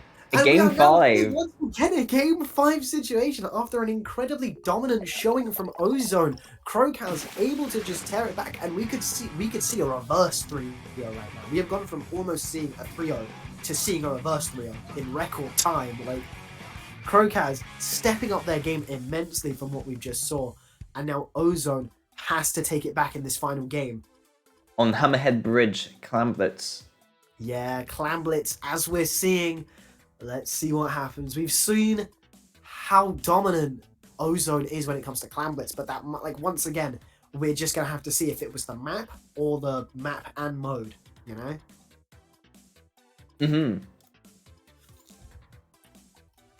Yeah, Krokaz just literally had a really good push for that final, like, push to, like, make a KO. They were throwing many bombs, they were using their specials, such as the big bubbler, just to confirm they were gonna win that match. And then also just paint control with the bombs, because We didn't really mention about bombs, but Social Machine has Fizzy Bomb. They had 2 Fizzy Bombs, which were literally just spamming on their Ozone's platform, which is very useful to do. One of the for more people who are getting into like more competitive stuff, just throwing bombs sometimes just works. It just works. Yeah, no, just you know, that fizzy spam that we've seen for a while now in Splatoon. I don't feel like fizzy spam has gone any worse of like an idea. Yeah, paints a lot, and also just damage. Sure, it doesn't do as much damage compared to like suction bomb or even splat bomb, but it basically like does one, does another, and does another one, and it just keeps on jumping and splatting, which sometimes you can literally get people caught up in it, and there's no way to escape it. Yeah, and I think Krokaz too has 2 sloshing machines on their team, so that means, you know, exactly bomb getting thrown in. And we are going to the round 5 of this match. Yeah, and there we are. I wonder what's gonna happen. Like, I'm on the edge of my seat right now. Literally. Yeah, this could literally go to anyone. This could go to either side. But after seeing the last Clan Blitz game, I'm just, you know. And the comp-wise is what we saw before in some previous rounds. Except, you know, instead of having that splatter scope, they changed it out for a splat talent. Yes. The last game of Clan Blitz. Oh, but then one of the sloshing machines already go down for Krokaz too. And the other sloshing machine has gone down. This could spell the end for them already. Now they're just trying to claw what little time they have back left there. All 4 players are back, but the push has already begun for Ozone. Oh, nice movement there from Lucky. Oh, and there we go, the splat as well on Coma. You love to see movement like that. Oh, whoa, whoa, whoa, whoa. Yeah. And there we go. The barrier has been broken. Ozone takes the first 20 points of the game, but they didn't really have anyone to animal or else, so we're not going to be seeing the absolute destruction that we saw last time. Or not yet anyway. And there we go. Getting that other clam already in the bag. Like, Ozone's really good at just recovering another clam instantly after losing it first. Indeed. Both using the bubbler and Boogaloo bomb from Krokaz. Another Boogaloo bomb as well, trying to at least get some paint and some like pushing up on their ramp. They get 1 Splatlo from my bomb. Let's see if they can push in any more. No, both teams now down a player. And Lucky jumps back just to give more support to Fitz, who is trying their best to push in with that Blingzer. And now just finding more into cover just to charge up those missiles once again. Oh, but now Krokaz, I mean, they have 3 big clams on deck. Oh, but they are 2 members down, and now Fitz is pushing in again. Oh, but the Booyah Bomb goes down but gets nobody, and it doesn't really stop the push. But there's a wipeout for Ozone. A wipeout for Ozone. And now those points are coming down very quickly. Oh my god, just a second ago they were at 80, and now it says 40 on my screen. I don't know what's happening. Oh no, now it's going all the way down to 31 as they bring out 2 crabs. And more clams like throwing up to the platform. They could definitely get some more in. Yep. Oh yeah, they do. They're able to get him in. And now they're down at 19, and some more clams are being thrown in. The Booyah Bomb goes down, and jump off the map as they try and get something else. Oh, the Flimzer, 7 points within like halfway through the game. That was pretty dangerous for Krokaz now, since they just need to make basically another push. But yeah, no, and not to do a commentator's curse or anything, but like I just don't see Krokaz coming back from this, if I'm being completely honest. But you know, anything can happen. But just going off of what happened that first game, I feel like Ozone are just going to get another push. Yeah. But, you know, they do have 3 specials on deck right now. They do have that bubble and 2 Booyah Bombs. There we go. All 3 of them being activated at once. Both Booyah Bombs going straight down. That is 2 kills. Oh no, okay, and the third. Now this is their time to push. This is their time to push. Oath jumping back to base, and all of the clams are being pushed in right already now. At 50. They're already at 50. They need more clams though. Yeah. Is anyone going back and getting more? Yeah. Yeah, they are, but like they're not running back to the base. Okay, they're down at 4, trying to push more in, but no, they just got completely and utterly defended there by Ozone. Actually, no, they haven't. Krokaz is now pushing in once again, but they don't have a power clamp on deck. Oh, that was an amazing bomb there from Rainbow. Yeah, a burst bomb to end someone who was like weak in health. Yeah, another power clamp entering Ozone's basket, but nothing once again is coming from this. I know that's 1 kill, 2 kills for the crab.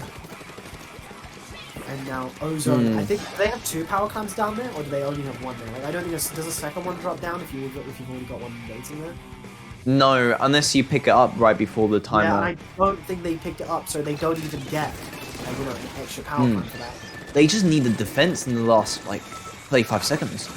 Yeah, Krokaz once again starting to push again with that power clamp, putting the bubbler down.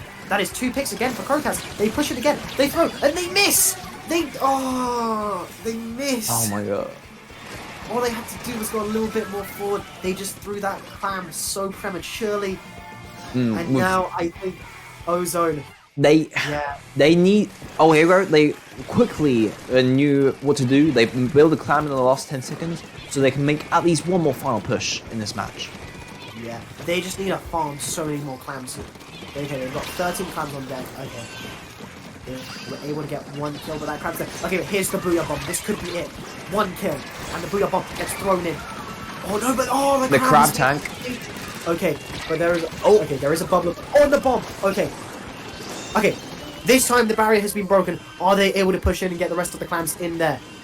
Okay, that's 1 kill there. Only one up. They jump in.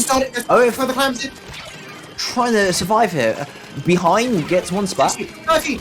They're so close. That's all they need is a couple more clams, and then we're going to be seeing Krokaz win. 1 more. Okay, they're able to get 1 clam. No. And they jump in. Oh, but that no is way. It. Oh, Ozone able to defend that final couple clams away from their basket, and Ozone goes through into the grand finals. Krokaz unable to get the reverse 3-0, but that was absolutely magnificent. Such a close game, and what a good change of pace for this Clamblitz game compared to the first one as well. Yeah, no, oh my god. Going from straight decimation of that first game, and, that decimation being, put straight into that second game as well, just to seeing Krokaz able to get those last 2 games, that, and then finally falling, like, that overtime push was incredible from Krokaz, but they were just unable to get enough clams in the basket. They just needed a couple more. All it would have taken was, I think, about, like, 3? Or like 3 or 4 more clams and they would have won. Yeah, no, it was around 7 points, wasn't it? So they only needed it was 13. They had 13 and like 13. And 1 clam equals 3 points, so they literally needed. They needed 3. Yeah, literally they needed 3, just 3, and they were so close as well. Like there were players throwing in clams, but they just got splattered. And yeah, what a close game. That was so unfortunate, but it is what it is when it comes to this kind of game. Like, all it would have taken was a couple more clams. But, absolutely exceptional gameplay there from Ozone. And I think that's another upset for Ozone, as Ozone, the 5th seed, is sitting in Grand Finals winner's side. Definitely. As now we are just waiting for losers round 6 to start, because... Okay. Oh, thank God, we don't have to pronounce the big, long German name. We don't have to pronounce that. Crazy. Okay, let's quickly... We can go through them, and then we're gonna go on a short break. Yeah, okay. So, right now, what we're waiting for is losers round 6 to start. So, sitting in losers round 6, which is losers semis, we have What Is He Cooking? The team that we saw in that first and second game that we commed. Mm-hmm. So yeah, they've made an absolute, light work going 2-0 over long German name. And right now we're just waiting for xcmw over Rossi. Yeah, Rossi. Yeah, so yeah, we'll be back soon, and then of course we're going to be seeing Krokaz 2 in losers finals trying to get that redemption. But let's go on that short break then. See you in a bit, everyone. See you in a bit.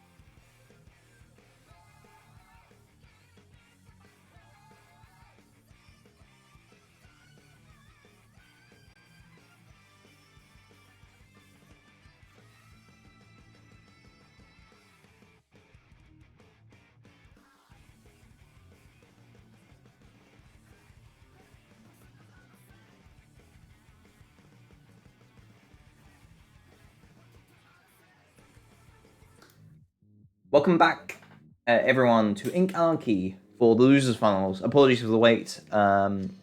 We are basically ready to go. Oh yeah, and the teams while we were waiting for the matches, it's going to be xcmw versus Krozo. Their team name. In the losers finals. Yeah. Okay. Well, yeah. Here we are. What a wait.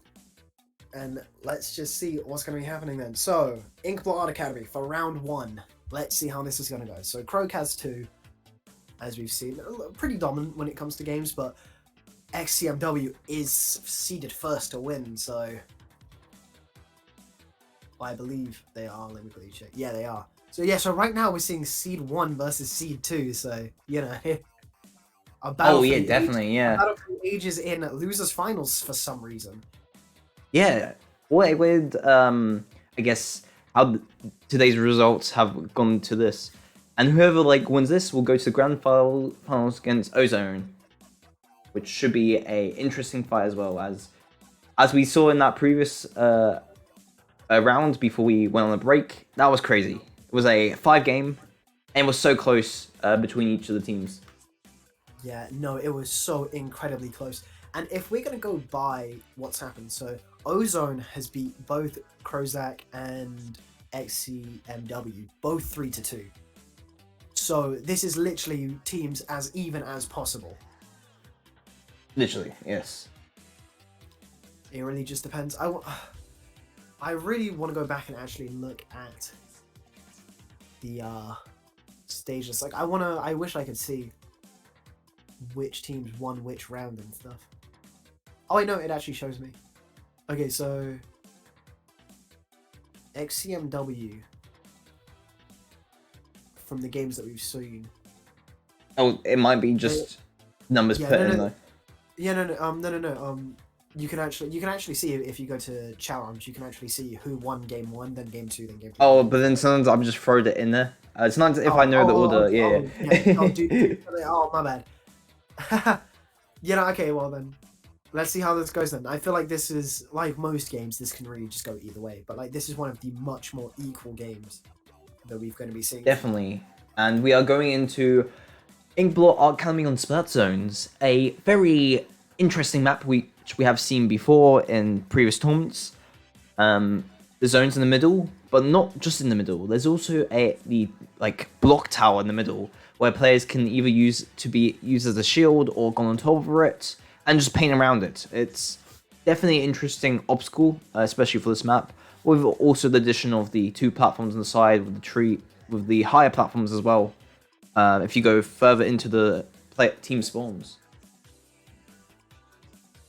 Yeah. Oh, I just can't wait for them to get into it. Like, this seems like this is gonna be one of the best matchups. Since it's Seed 1 versus Seed 2, this is literally like, you know. Yeah, it's gonna be, I believe, a close game. We saw one of the teams' comps already. We're not really sure about the team's comp for xcmw. Yeah, no, we've somehow not conned them yet in this. Yeah. As you know, wait, the one game that we could have conned them, they've already started. So yeah, and then they got knocked out by Ozone, which was a big upset. Massive upset if you take into account there are only 19, right? 19 teams. 19 teams from today's Ink Anarchy, yes. Yeah, from today's Ink Anarchy, yeah. And the 5th one, there's not too much of people to pick from, so 5th is a little bit far behind. But anyway, here we are. Oh, okay. Is that... No, that's not Krokaz. Krokaz is the 2nd team, right? Oh my god! You are kidding me! Oh my god, 3? 3 splashes in an E-liter. Okay, you know, I am...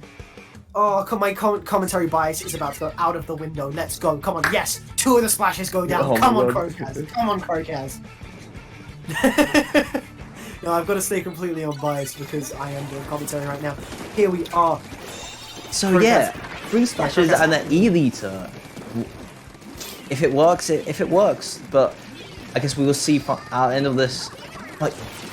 As we mentioned it throughout the stream, this crab tank is just such a powerful special, but not really that powerful since they haven't even got any points yet, and that counter for Krokaz is going down like quickly. It's already at like 35 points. Yeah, no, I think one of the really bad things about Splash is that it's well, not so hard, but it is kind of hard to approach with them, especially when you have like a backline weapon such as the Splat. And then also the Splat Shot Junior will just completely snuff you out with that bubbler, and we are already seeing 9, 8, 7, 6, 5. They lost control though. They lost control. And there we go.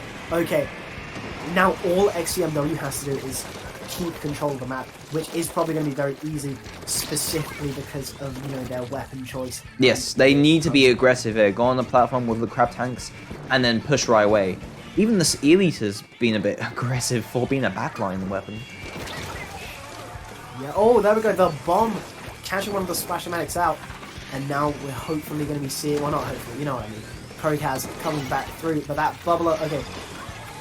xcmw have lost control. The Booyah Bomb has come out there, just holding it, waiting to see what happens. Throws it down. And is able to get one kill at least, but Warlock is able to stay alive for xcmw and activate that crab tank, just trying to keep at least some ink on their side. And there we go. xcmw able to come back after killing 2 of Krokaz's side on the left there. And now we're just seeing xcmw come back, see if they can hold it for as long as Krokaz 2 is able to. And like I said, it's just going to be so hard for them to approach now. They're already at the 20 mark, and they're stuck right at the back of their base. Here we are, one Booyah Bomb comes out, gets chucked. Only 2 of them up, though. They need to paint. They need a paint. Okay, they lost the lead, but they were able to take enough paint to stall the zone. It's still not capped though. Yeah, they need to cap it now, otherwise it'd be game over. Oh, there they are, they're in control. Okay, there we go. So many penalty points right there. So many penalty points for xcmw, but so many penalty points for Krokaz 2 as well. And they need to get rid of every single one of them before they can even start passing that 4. And here we are. They have one crab tank on deck, and they also have a wave breaker. xcmw do. They're just waiting for the perfect time to push in. Okay, here comes a crab tank shooting its giant balls in. Another crab tank is now flanking round the right. Will they be able to take control of the zone? A Booyah Bomb is coming out, and they just need to paint the other side right now. They get 2. Okay, let's see if Krokaz is able to get the zone again. It's just creeping there. There we go, they're in control. 9, and they only need 8, 10 more penalty points 7. to be able to get back into Warlock on the top row, trying to paint. Oh, gets that. And it's going down, it's going down. They lose the lead. And Krokaz takes game 1. Oh my god, okay. That was way too close for comfort. We mentioned it before that this game was going to be close, but that was literally... Oh my god. That was one of the closest games we've had all day. Indeed, like... And Krokaz, as soon as I saw those 3 Splash-O-Matics, like, my jaw was on the floor. Like, I was surprised when I probably shouldn't have been, but, you know... I've seen Meta Slaves before, but, like... I've never seen anything like that. Next, they're going to do 4. Next we're going to be seeing 4. Oh no, they're going to replace the Elisa with a Flingser or some. Yeah, or just another Splash. Well, I wonder what is going to happen. But next is Hacklefish Market, Rainmaker. And Rainmaker is definitely a much more mobile kind of stage. Well, because of, it's a much more mobile mode, which is what I think the Splashes are going to have a much easier time, since there's going to be a lot more wiggle room to move around and get... It's pretty open space all around. And there's not really... Those tents are going to be... the tents, all the crab tanks on the tent. There's no way. Crabbing on the tent tonight.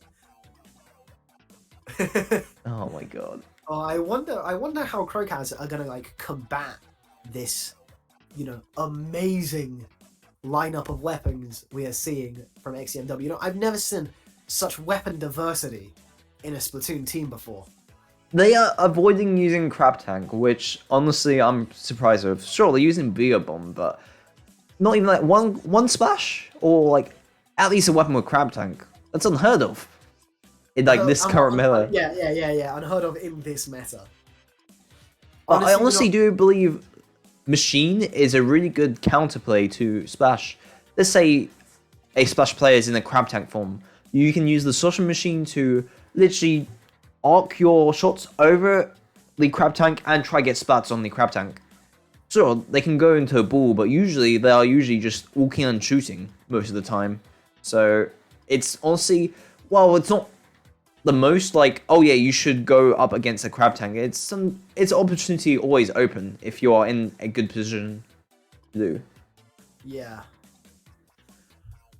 Oh, I'm just, I'm still astonished at like, we didn't react to like the reveal of the weapons. Like we reacted when we just saw on the top of the screen. Like, wait a minute. Oh, and here they come again. The trifecta of Splash alongside the Elite. Yeah. On this, we're seeing 2 sloshing machines. Count them, 2 sloshing machines on Krokaz. Literally no change from xcmw. Yeah, no change whatsoever. But as I said before, I think that might be for the better because, the Splashes have a lot more wiggle room, especially on this map with those flanks that you see around the side. And the tent as well. Okay, there we go. 1 cram has already been activated.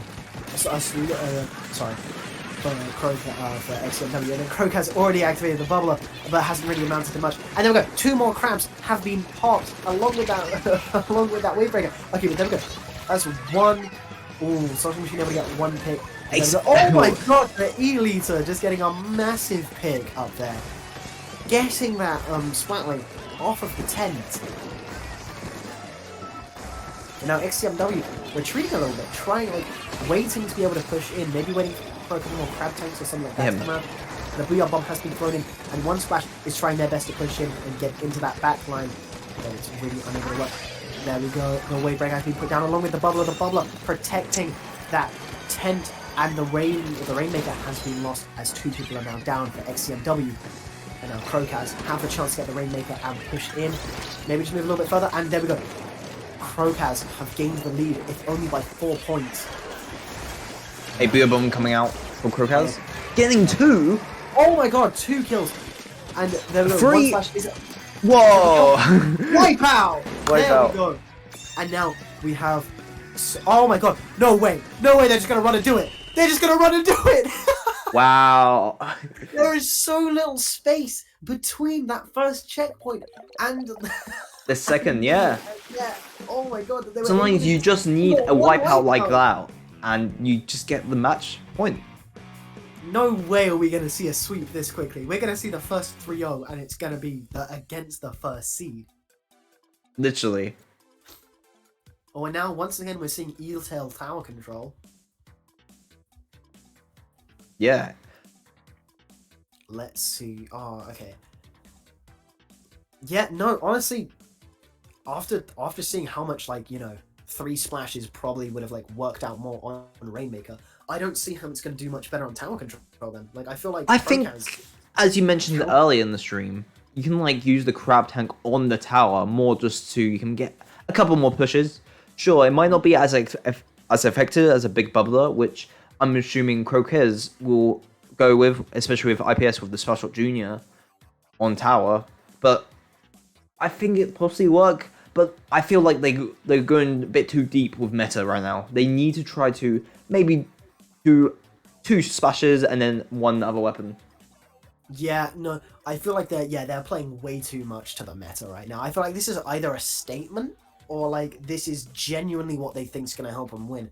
But I don't know if having 3 splashes and then just 1 E-liter, because you have that range with the E-liter, sure, but you don't have the damage output the Splatling would give you or something like that. Yes. And the 3 splashes, yeah, it's very funny. Seeing 3 splashes, the 3 tanks. But I feel like there are just other weapons. You might need a mid weapon, a weapon like a range blaster that's able to poke in those mid ranges. Definitely. And yeah, just maybe a bit more range, because Splash in the day isn't the most, as a shooter, it doesn't have a long range. Possibly the new Splash Shot Pro Forge has a beer bomb.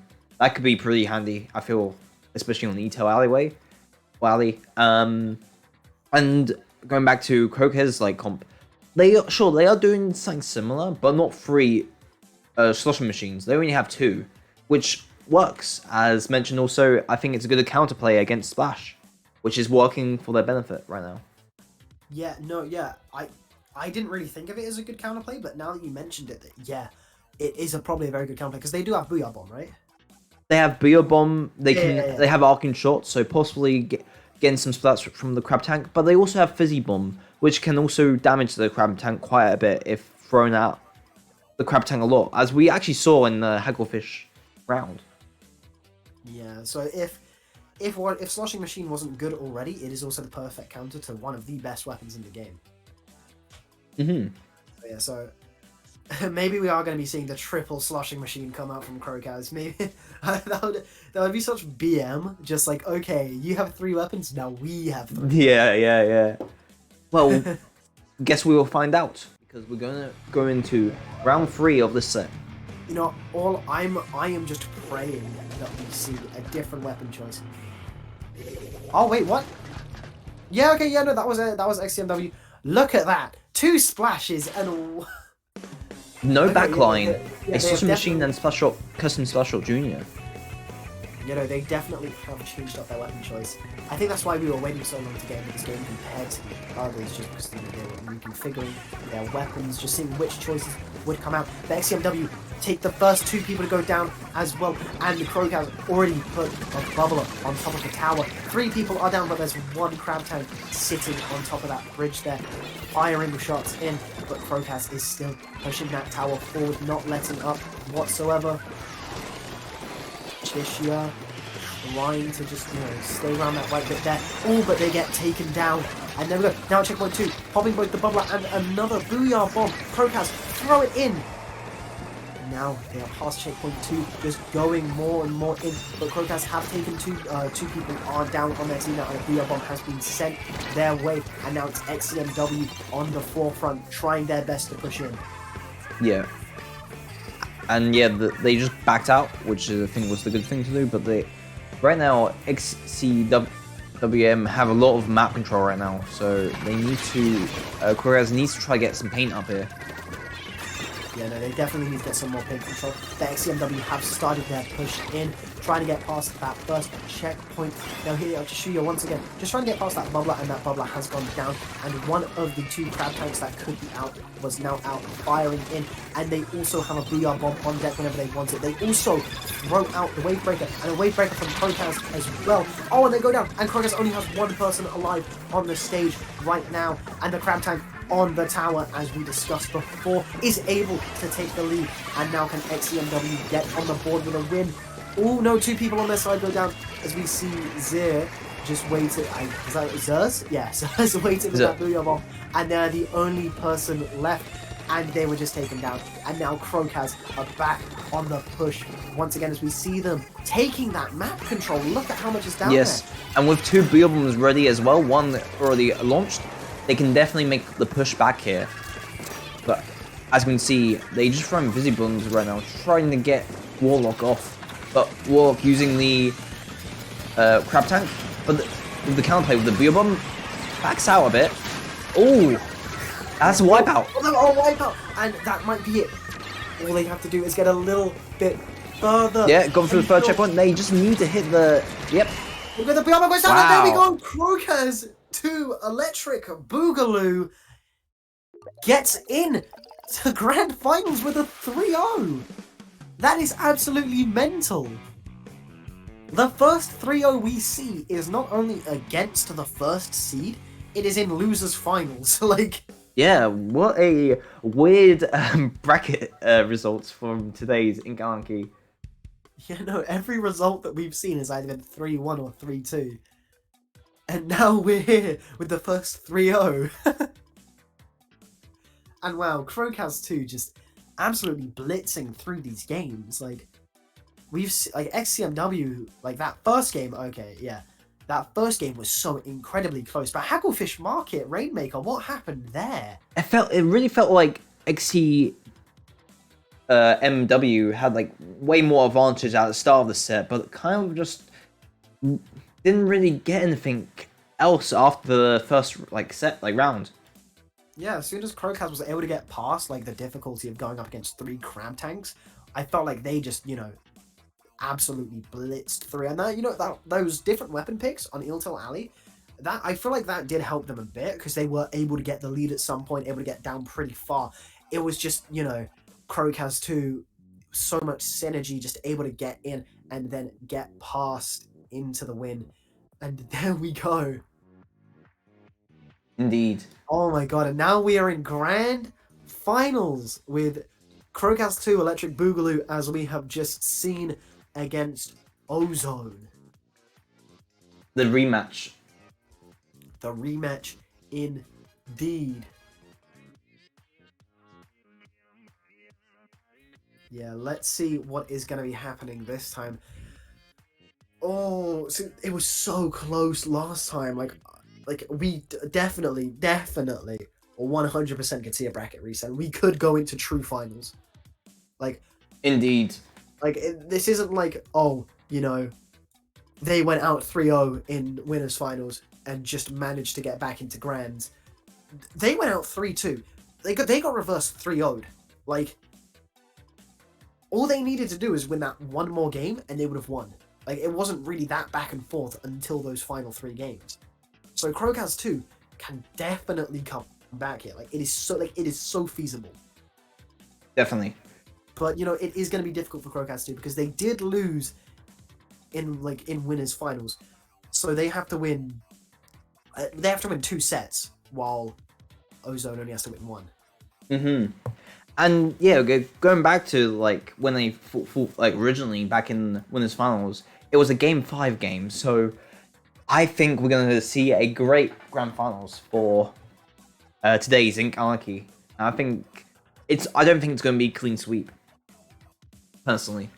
But then that said, Ozone had a long break since Krokaz 2 has been like playing since just played losers finals. So maybe Ozone will have a bit more energy going into this final set. Yeah,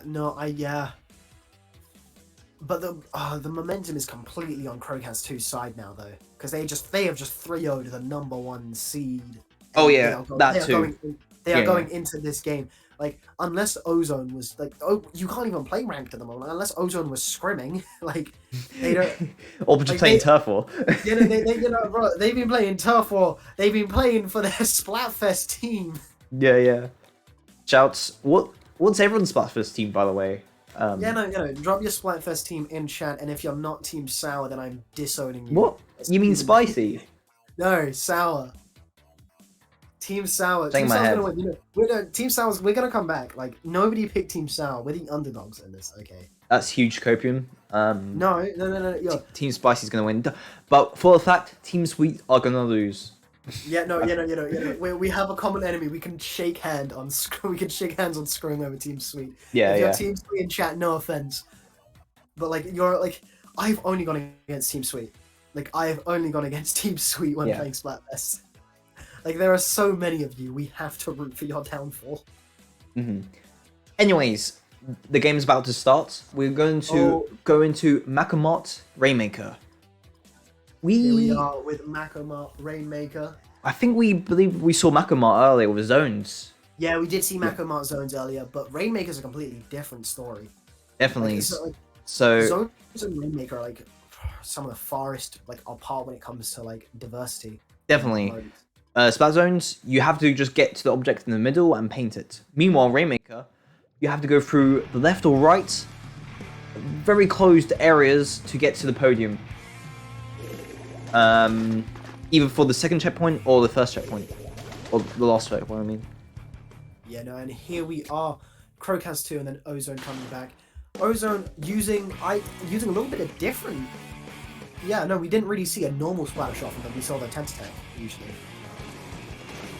Anyway, yeah, Indeed. Here we are. Krokaz 2 using that same comp as before. And Ozone have already only got 3 one people up. down. but it is a crab, so you know how valuable crabs are. And Fitz just trying their best to defuse that Rainmaker, and they were able to get it, but not before they broke through the barrier. And now Krokaz. Oh, now Krokaz is the one person with the only one person left. Yeah, Koma using the Splatling with the Wave Breaker, trying to make a push here, but they are just in the enemy space. And meanwhile, the Rainmaker is just forwarding to the podium. Oh yeah, they barely had any protection there, but the sloshing machine was just able to arc those shots over. And now Krokaz are kind of fighting from behind their own base. Yeah. And now Oath able to get the Rainmaker through shot. And now Lucky is the only one there waiting. Okay, but the jump's gone down. Dangerous jump though. Yeah, it kind of reveals their sharking cover, but you know. Oh no, Lucky, wait by the side. On the edge! They are braving so many bombs right now. It's working though, getting one spot. I feel no. Oh, okay, now getting 2 seconds. Okay, they're able to get 2 Unfortunately, kills. during that battle, the Rainmaker reset, so they had to just restart from scratch, trying to get some points here.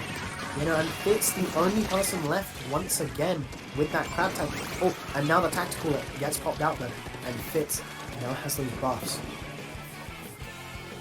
And now we're just seeing around IPS trying to fight up, puts down the bubbler, and able to get Fitz down.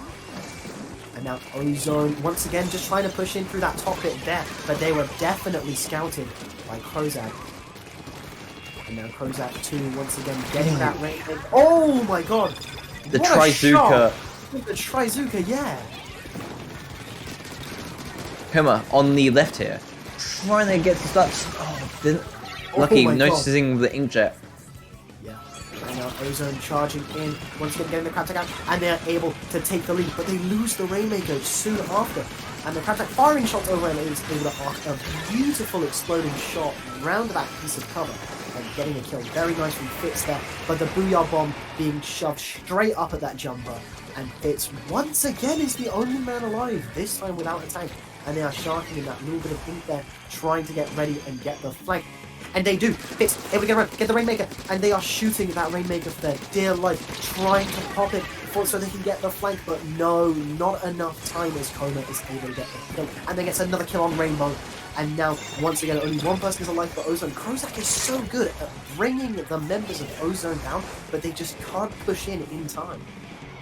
As we can see, all Ozone's players are in their platform now, just trying to defend the Rainmaker right now, and Frost are gonna paint up in a minute. Yeah, no, I honestly don't see why the Rainmaker is still back there, as you've got everyone on the back line now. They could at least push a little bit more forward, I think, but... I think they're waiting for their Booyah Bombs, that's the reason why. One's coming out. Meanwhile, the other one, they still pretty close to getting specials. This could be a push here, with the Wave Breaker out. Oh no! Oh yeah, they only Rainbox. Yeah, Rainbox able to get the flank there, gets a double kill. Yeah, using the tactical as buffs right there. Unable to get a triple kill, but they are respawning very quickly. And here we have Miku with the Booyah Bomb, just waiting for their team to regroup. Shoves the Booyah Bomb in there for just a little bit of displacement and holding Ozone back. And either the Rainmaker, they will be able to charge in just a little bit more. And they only have a minute remaining. IBS backing up with the Rainmaker, which might be the play here, especially it's pretty... The other team are strong on the left right now. But there's no one on the right, they can definitely make a push on this right side if they really want to.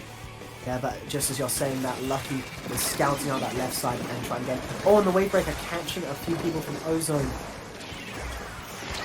Now, with 30 seconds remaining, the timer on that Rainmaker has got to be low. Yeah, 20 seconds left on that Rainmaker. They have to make that push.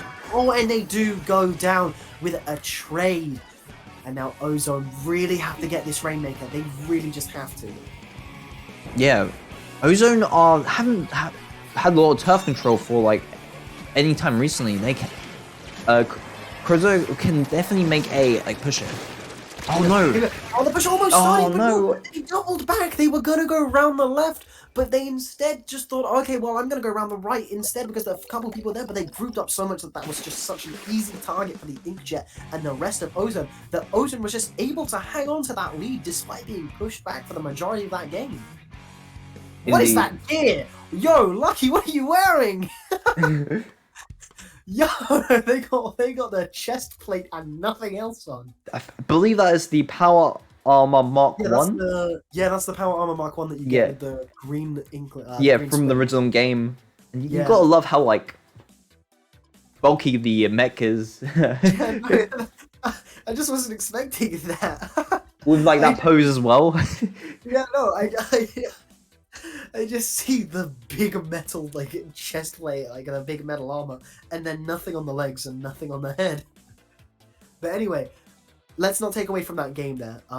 Ozone able to take that first game, like, I don't see how Krokaz didn't push in. Like, Krokaz, for the most part, like, had Ozone pushed back so much, all they had to do was just go a little bit further. But even on that final They push had so much map control in, like, that second half. Ozone was just in their spawn area, but they were still very deadly, just getting the splats and just stopping Rainmaker, like, pushes right away before Krokaz did, like, anything there. Yeah, no, it's just... Yeah, I'm honestly, like, I don't understand how they didn't push in. Like, I feel like, yeah, Krokaz was up there. I mean, Ozone was, like, up on that, on the checkpoint podium for a bit. But, like, that was mostly just round on that left side. Like, that right side, for the most part, was left out. Like, yeah, they could have charged in, but I feel like they would have been able to get shot. Unless they went round, like, the far right. Yeah. Instead of dropping down right in front of, like... Ozone knew to not, like, push a lot there. They just knew to spread out and just guard the points until the end of the game, really. But here we are, Hagglefish Market Clamblets for the second game of Grand Finals. Oh, okay, 2 sloshing machines coming out now. Oh my god, and Ozone breaking out the Flingser. A classic comp we saw from earlier today, funny enough. Yeah, the 2 Splash-O-Matics with the sloshing machine and the Flingser roller. Let's see how this can go. Okay, one member of Krokaz has already gone down. And let's see if Ozone will be able to capitalize this on... capitalize on this property. Never mind, I'm just going to stop speaking. On this stage. Yeah, on this properly is what I was trying to say, but it came out as property. Okay, there we go. A crab tank coming out again. Oh, and a booyah bomb as well. That booyah bomb just getting absolutely right into the crab tank. Right into the crab. Oh, that was a beautiful booyah bomb. And there we go. Fun's able to take out Oath. A 3v3 right now. Oh no, 4v3. Oh, no. Now 4v4. Yeah, not 4v4. They just folded. Yeah, and then Rainbox activating that crab tank, trying to get a little bit of a push going. One of the... Gets one. There we go, gets 2. One's on the IPS backing out on the left. Oh, okay, there we go. Oh, and there we go. The power clamp now being activated by IPS, but Oath able to stop that very quickly. And now they only have 3 clams. Oh wait, no, oh, there we go. I feel like they've accumulated enough clams as a team, they just haven't got it on one person. Now they have. Yeah, but power clam. That was only 2 up then, and already Krokaz are already pushing like back to the mid. They need to try to push again if they really want to score some points in. Yeah, Lucky just trying to shoot out that booyah bomb. Oh my god, but wasn't able to get anything. And oh my god, that was almost perfect there. Yeah. But trying to avoid everything, but got caught by the wave breaker. Ozone has gone completely down there to do a wipeout. But Krokaz has only had 1 member alive, and they did not have enough clams to make that power clam. Now they do, and hopefully they're going to be pushing in soon. But one of the sloshing machines have gone down, and Lucky able to get another one. And now we might be seeing a push from Ozone very soon. The crab tank has come out. Another crab tank has come out as well. All we need to see right... Oh, wait, no, one of them has gone down. Oh. Wait, one of the crab tanks gone down?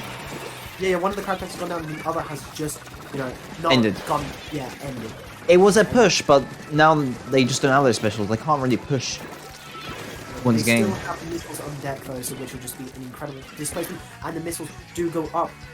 They're about to get fired across the screen, or they already have. I don't know which, or maybe they died before they could throw them out. I don't know. I believe they used this the missiles already. I saw them activate it. I just didn't know if they fired them, so I couldn't really see anything. And how long have Krokaz had that power clam out for? Like they've been holding on to that for ages. Yeah, no one has scored, and it's under only under 2 minutes now. Seems to be a very back and forth game. Yeah, no, like like so many games beforehand that we've seen today, this is incredibly back and forth. Neither team has been able to score yet, which is unheard of for the kind of teams that we've had so far. Like we've had people go into 7 points remaining halfway through the game. Like, this game has gone past the halfway mark, and neither team have been able to score. Even though Krokaz have had a power climb for what seems like the entire game. Indeed. The Booyah Bomb getting chucked in, and Krokaz might be able to fully push now. This could be the push, but only one got down by the 2 players on the left here.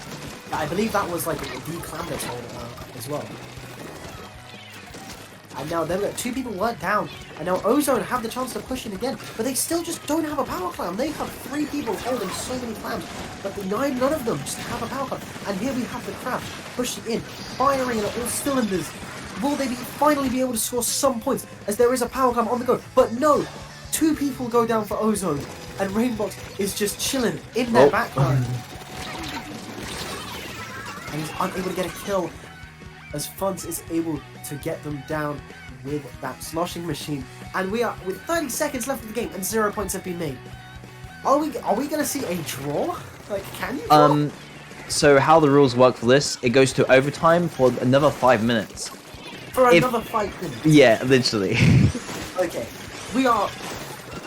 If they steal this out for 5 minutes, I don't know how I'm gonna win. Like... All the specials coming out. And now we're in the overtime right now, and this is going to be a long overtime if no one actually scores right now. Both teams have a power clam active. It's just going to be who can get there first. One team just need to throw it in the goal and just makes that confirmed push. It doesn't even need to be like a mass push. It just needs to be one power clam. Yeah. Literally all it takes is for somebody to burst the barrier. That's literally yeah. Oh my god, what's happening? All the specials are coming out once again, and the paint just keeps going back and forth. Okay, but here we are. Krokaz looks like they're finally going to be able to make this push. Okay, wait, look, they're going in. They throw it, and they actually get it. Krokaz finally breaks a barrier, and there we go. Krokaz. Oh my god. That was clutch. Like, yeah. If IBS didn't throw that clam in that time, we would probably be here for like another minute in overtime. Yeah, no, I honestly thought that missed for a second. That's why I sounded so surprised when they were actually able to throw the clam in. Like, I thought that missed. But there we go. Oh my god. I literally feel like I'm going grey hairs from how long that game felt. Like, at least it wasn't 10 minutes max. Oh yeah. True. Like, it didn't feel long because it went to overtime, because we've had other games go to overtime. It felt long because nobody scored any points. Like, we saw so much back and forth that it was just like, come on, please, somebody score some points, but neither team were able to push in. Even though, once again, for the majority of that game, Krokaz had the ink control. They had pushed up. It's just Ozone somehow was just pushing them back again and again and again. Ozone feels like a team they just are more aggressive and can actually just confirm they actually get points since they just push. And meanwhile, Krokaz, as we saw in this game and a bit of the previous game, they just need to be more confident with their pushes. Maybe they might not get like a lot of points, but still pushing with a team, and it's possible they might think to themselves, maybe they just didn't get enough points and enough like splats to push, because you usually need at least 2 down to make a confirmed push for most games. Yeah. Oh god, I'm still at a loss for words. Like, I've never seen a game do that before. Like, I've never had a game go like myself playing through Splatoon 2 and Splatoon 3. I've never seen a Clan Blitz game do that. No, because it's a new feat. I believe it's a new thing for Splatoon 3. This wasn't like it in Splatoon 2. Oh no! I mean just any game going to 100 in overtime. Oh yeah. Like It is nuts. Yeah, like I've never seen both teams so evenly matched. But yeah, we're going to round 3, and it's going to be a new stage we actually haven't seen for.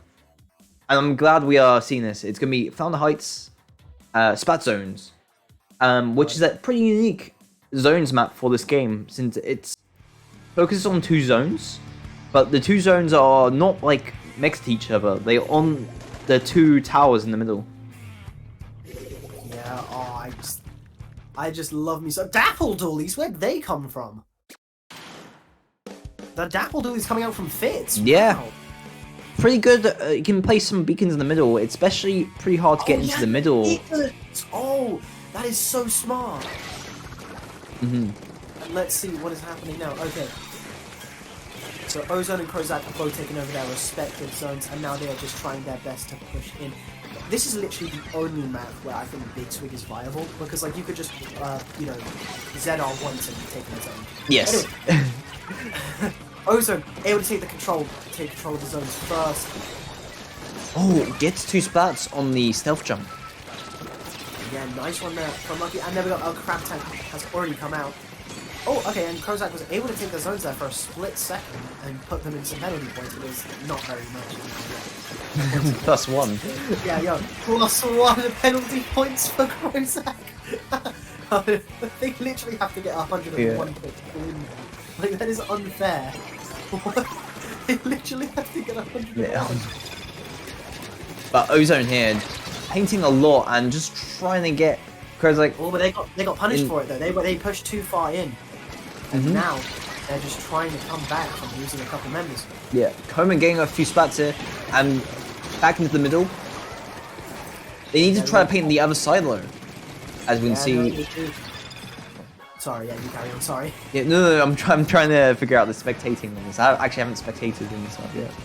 Oh yeah. Rainbow with the crab tank, trying to get some splats and pin back the zone. There's only one up for Krokaz, which is the slot machine, and they were unlucky, rather. Absolutely trapped. I love how you said unlucky when Lucky is the one that killed them. yeah. I'm sure, was it unintentional? I'm sure that was unintentional. Unintentional. But yeah, oh my god, Ozone already 10 points until they win, keeping Krokaz back. So Krokaz were the ones. Okay, they've lost control though. Now they've gained control. Oh. Now they've lost control. Now they've gained control. And there we go. Ozone taking that game after going back and forth with that final zone at the end. I know Ozone is 1 game off of winning the tournament. Definitely. I say Flounder Heights is such a unique and interesting map for zones, so I can see why Krokaz wasn't really prepared for that match, I feel. We need to remember Flounder Heights and also Brine Water Springs from earlier in the stream are still very new maps, so compared to like all these other maps from launch, these 2 new maps are very fresh still.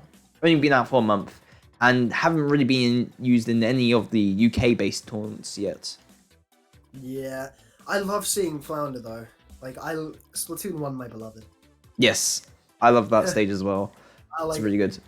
When I saw Flounder was coming back, I was fist pumping the air. I've been scared of that stage of coming back, especially if you look at my in 3. But I'm glad it's actually good.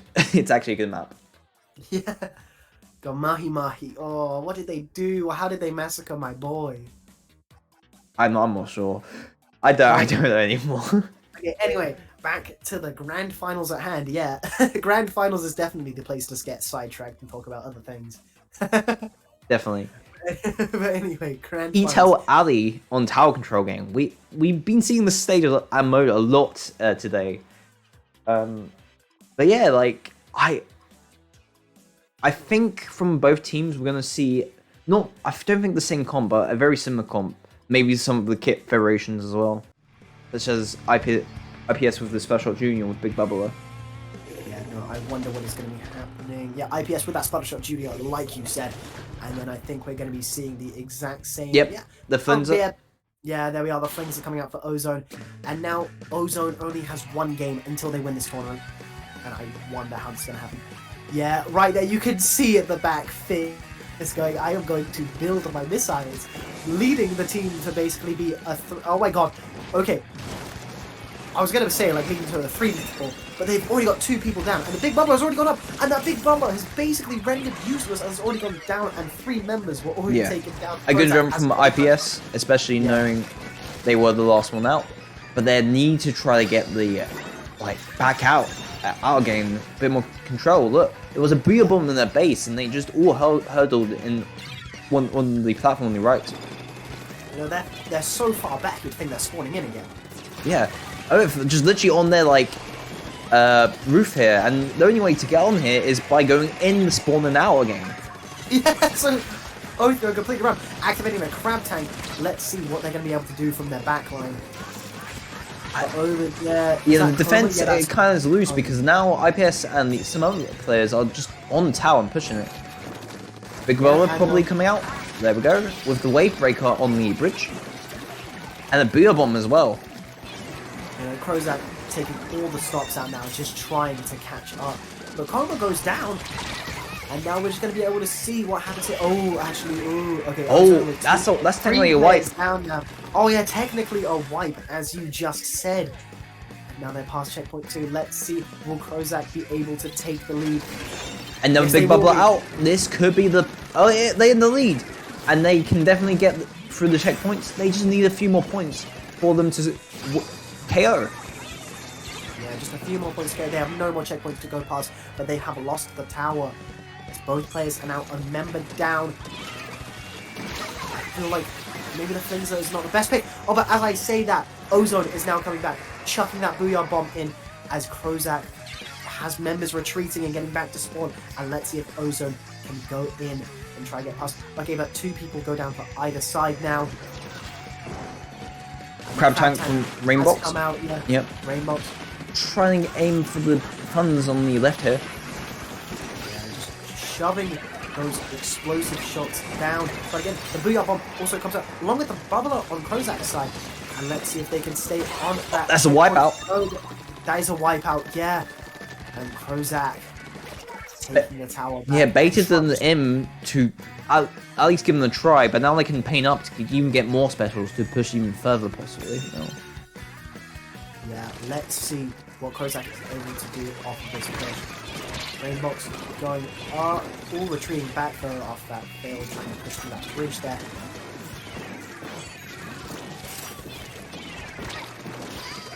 Another booyah bomb coming out. From the left. Rainbox. Getting one spot. They need to try to get a second. Only IPS up right now. And they're backing out, which is a good thing to do. Yeah, maybe just trying to charge a bit more special now that they're charging out. Just chucking the bomb in, trying to get something. Yeah. Ozone here trying to push up low. To try to push Krokaz a bit further in, but kind of backed out now because there's no free them up.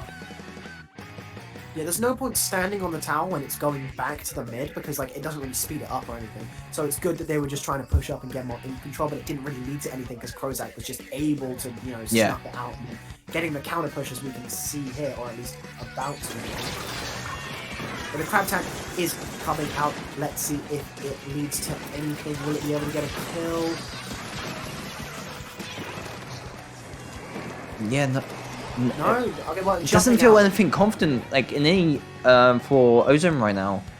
They're kind of just trying to get some spats, but they aren't because Krokaz are just backing out. Here we are. Ozone maybe getting the final push. 3 people are down for Ozone now. That's a wipeout. That was a quick wipeout.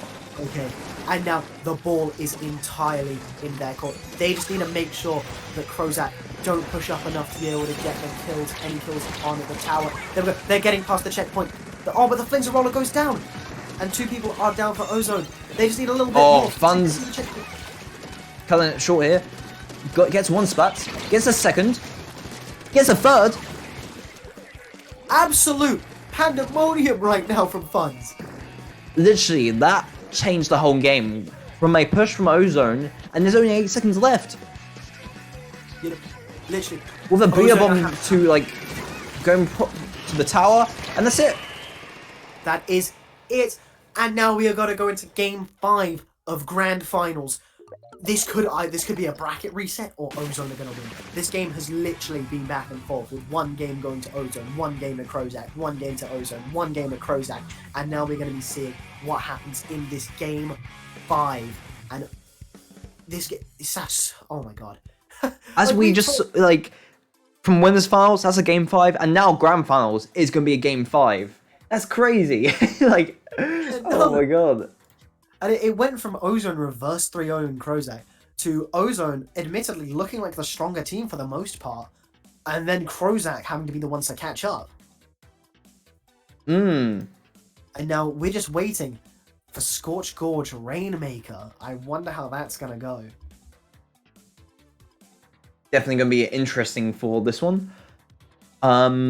Rainmaker. We haven't seen Rainmaker on Gorge yet, and I say it's not the same, but pretty similar to the museum, where you need to get from like the main center, and then you can go either straight forwards on the like bridge, which is honestly not the best way to go, or to the right up the ramps and easy to get to the checkpoint. But then you also got that final reach going up the slopes to the final checkpoint, which is always a challenge to do in Splatoon 3. Yeah, that bridge does not exist to most people in Splatoon 3's eyes. Yeah, that grate at the top, I don't think I've ever seen anybody run across it unless there was a wipeout. Definitely. Like, I feel I have used it. I personally, I can't. Sure, I won't use it all the time, but sometimes if there's a wipe, you just go there because it just makes sense. But usually, it is a quick option when you're on top of like that, on top of the pillar. But like, if you just get around the pillar and go around the right side, it just seems like much more of an easier option. And I feel like the crab tanks, especially, are gonna try and exploit that, like up on the podium, firing those arc shots around the cover. Oh, definitely, yeah. Like, there's always gonna be a crab tank on that perch, or at least a backliner. On that like perch where the pole is, just because it's just a good point to see. Again, here we go.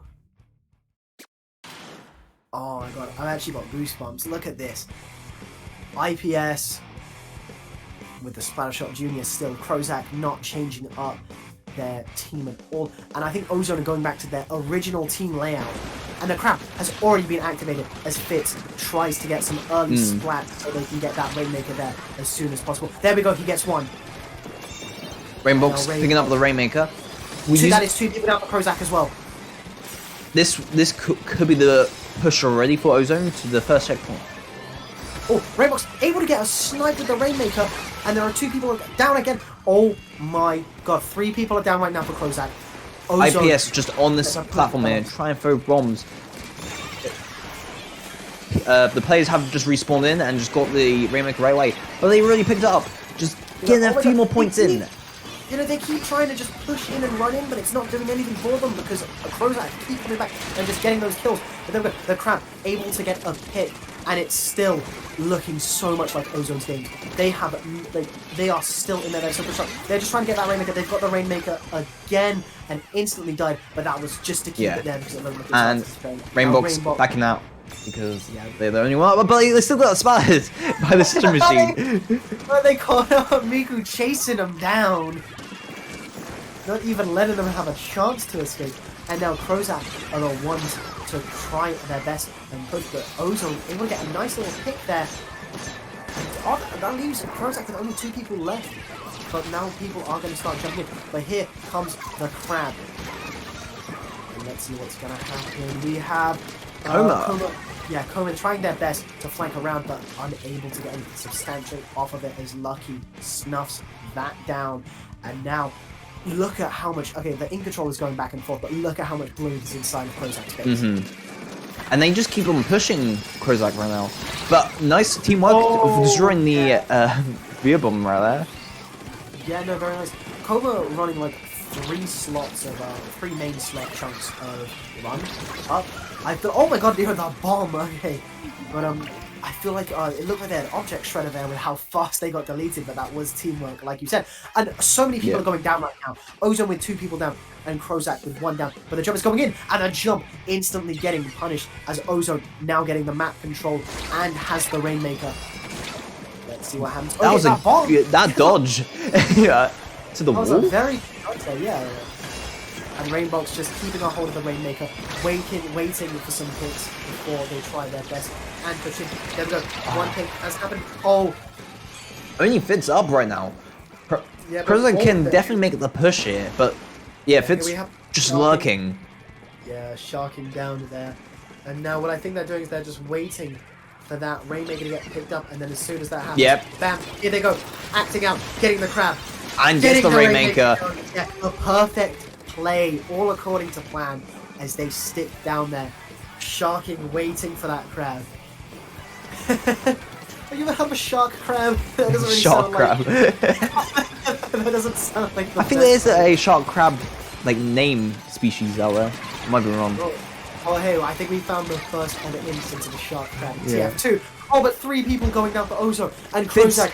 it's the only one up again. Yeah, Fitz again, the only one up, and all Krokaz has to do is grab that Rainmaker and push in. It, like, really, they didn't have to wait that long, it seemed. And they lost the Rainmaker, they didn't push in enough. Another beer bomb coming out, but maybe not in the right direction here. Only Fun's up. They get 1 splat. Now they're gonna break the Rainmaker. God, Only Fitz up. again. They're not going for the Rainmaker. They're getting for more splats. They need to go for the ramp now. They go Oh down. no, they lost the Rainmaker! Oh no! I think what Fonz was doing is they were waiting for the people to jump in, and then after they jump in, they'd grab the Rainmaker. Because Yeah. I feel like that, but nobody just grabbed the Rainmaker, or the jumps were just too slow. But once They still have map control. They need to try to crab. It's so hard for them. Yeah, it reset Oh, it because no. they were just pinpointing Krokaz right here. Yeah, Ozone. I don't know what it is. I think Krokaz are just like, they just, you know. But yeah, walls. Okay. Only Rainbox up right now. They need to grab the Rainmaker and try to swim this up again. They have only 20 seconds left. It's 31-24. They can definitely do this. Yeah, no, but Ozone, they have 10 seconds left now. Like, Ozone had just to hang on for 10 more seconds. The crab tank down. There's only 2 of them up. 5, 4. Oh no! They go down! And there we have it! Ozone wins! Oh my god! That was so close. That was so incredibly close. All it took was just a couple more points. A couple more inches of swimming done, and Krokaz would have had that game. But Ozone was able to clinch it out and defend like their lives depended on it, because the tournament literally did. Like, yeah, of course the bracket reset would have happened, but if they just defended there, they would have won, and they did. Ozone, masterful defending there, able to take the game, the set, and the tournament. Wow. Like, man. It's so crazy, like, these, like, wow, I'm just speechless, like, how compact these games have been, from, like, this Ink Anarchy, and even some previous Ink Anarchies, and also, like, Splat League from last month.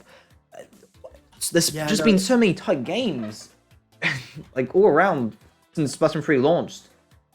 Crazy. Yeah, no, they're just absolutely incredible, like... Yeah, no, I don't know how to put it. Like, we've had so many close games. Like, Splat UK is just like there are like a couple teams that are like above everyone else, but then everyone else is just like so like contained and so close. And we've seen that in this tournament with so many games going back and forth, back and forth, back and forth. Like, you can go through the bracket that we've just had, and I think there are about 4 teams that like we've seen, of like 4 or 5 teams that we've seen that we could definitively say like, yeah, these people could have taken this tournament. Yeah, definitely. I think the top like 5 teams from this bracket today could have like either try to get a few more pushes and wins to like win today's Ink Anarchy tournament. Yeah, just crazy to know, like, because like before like Splatoon 3, Splatoon 2, more than Splatoon 2, it felt like very one-sided. Sure, like a team probably enter a tournament and will probably win, but now I feel like anyone could win if they put in the time and practice for this tournament and then even other tournaments, online dash offline. Yeah. Crazy stuff. Anyways, let's go through, like, do you want to go through the top 5 teams? Yeah, sure. Yeah, okay, so first team, the team that came first, winner's side in grand finals, Ozone. Let's quickly get the names up for all of those players.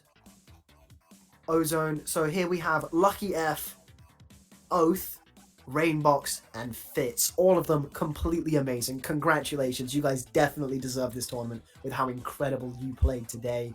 Next, second place, able to come through losers finals, and just barely unable to get the bracket reset. Krokaz 2, Electric, Boogaloo with IPS, Coma, Eliasmo, and Funds. And then third place, xcmw. Once again, absolutely amazing play from them. No doubt on their part. They would deserve to be seeded first in this tournament. Like, they played incredible. They had a couple weird weapon choices, of course, with going 3 splashes and 1 E-liter. But still, the fact they were able to get that far with like that wacky of like a weapon style. But anyway, there is Zers, Mist, Chinchia, Zoni, and Warlock. Sorry if I didn't pronounce Chinchia properly. And then fourth, 6th seed. What is he cooking? You know, very good team there. Like, absolutely insane. They made a tiny little bit of a loser's run, beating out very long German name and just losing to xcmw in the best of 3 by 1 game. Let's quickly go. So, Canford, Aloha, Yoshi's, Necru, and Tommy, or Tom Y. And finally, 5th place going to both really long German name and couleurs. So well done to everyone there. Well done to everyone in the tournament. You've all done absolutely amazing today, and I really hope that next time we get to see you all again, and hell, even more. Yeah, I'm not looking forward to add the long name to the results screen. Yeah, you know, that's why copy and paste is a thing. Okay. But still, when I'm gonna make graphic after the stream, it's gonna be so long still. Like, just don't put the team name. Just put long German name in. Amazing. But yeah. Anyway, yeah, this was absolutely amazing tournament. Thank you so much again, Pixel Squid, for having me. No worries. Thank you for casting. I think I can do the mic command. There we go. Yeah, there we go. Cool. Wait, are we off? No. Just the mic command and the thing. But yeah, amazing to cast with you again, and I hope to cast with you in the future. Definitely. And then, of course, Ink Anarchy will be returning most likely in the first week, Saturday of next month. It's a monthly tournament after all. Ozone wins Sindu.ink badges, which I'm going to send after the stream. And yeah, that's mainly it. No other announcements today, but I'm really excited for Splatoon, more the competitive scene going into 2023. I think it's just going to be pretty cool, damn cool. Yeah, no, this year is going to be absolutely amazing. Like, because you know, Splatoon 3 released in the latter of Splatoon of 2022. So seeing how this game grows and how this community grows during 2023, it's just going to be absolutely amazing. And I cannot wait to be here for every single second of it. Definitely. That is all today. So thank you all for watching and tuning in and playing the tournaments. Yeah, we speak to you in the future. Yeah, see you guys all next month. Bye.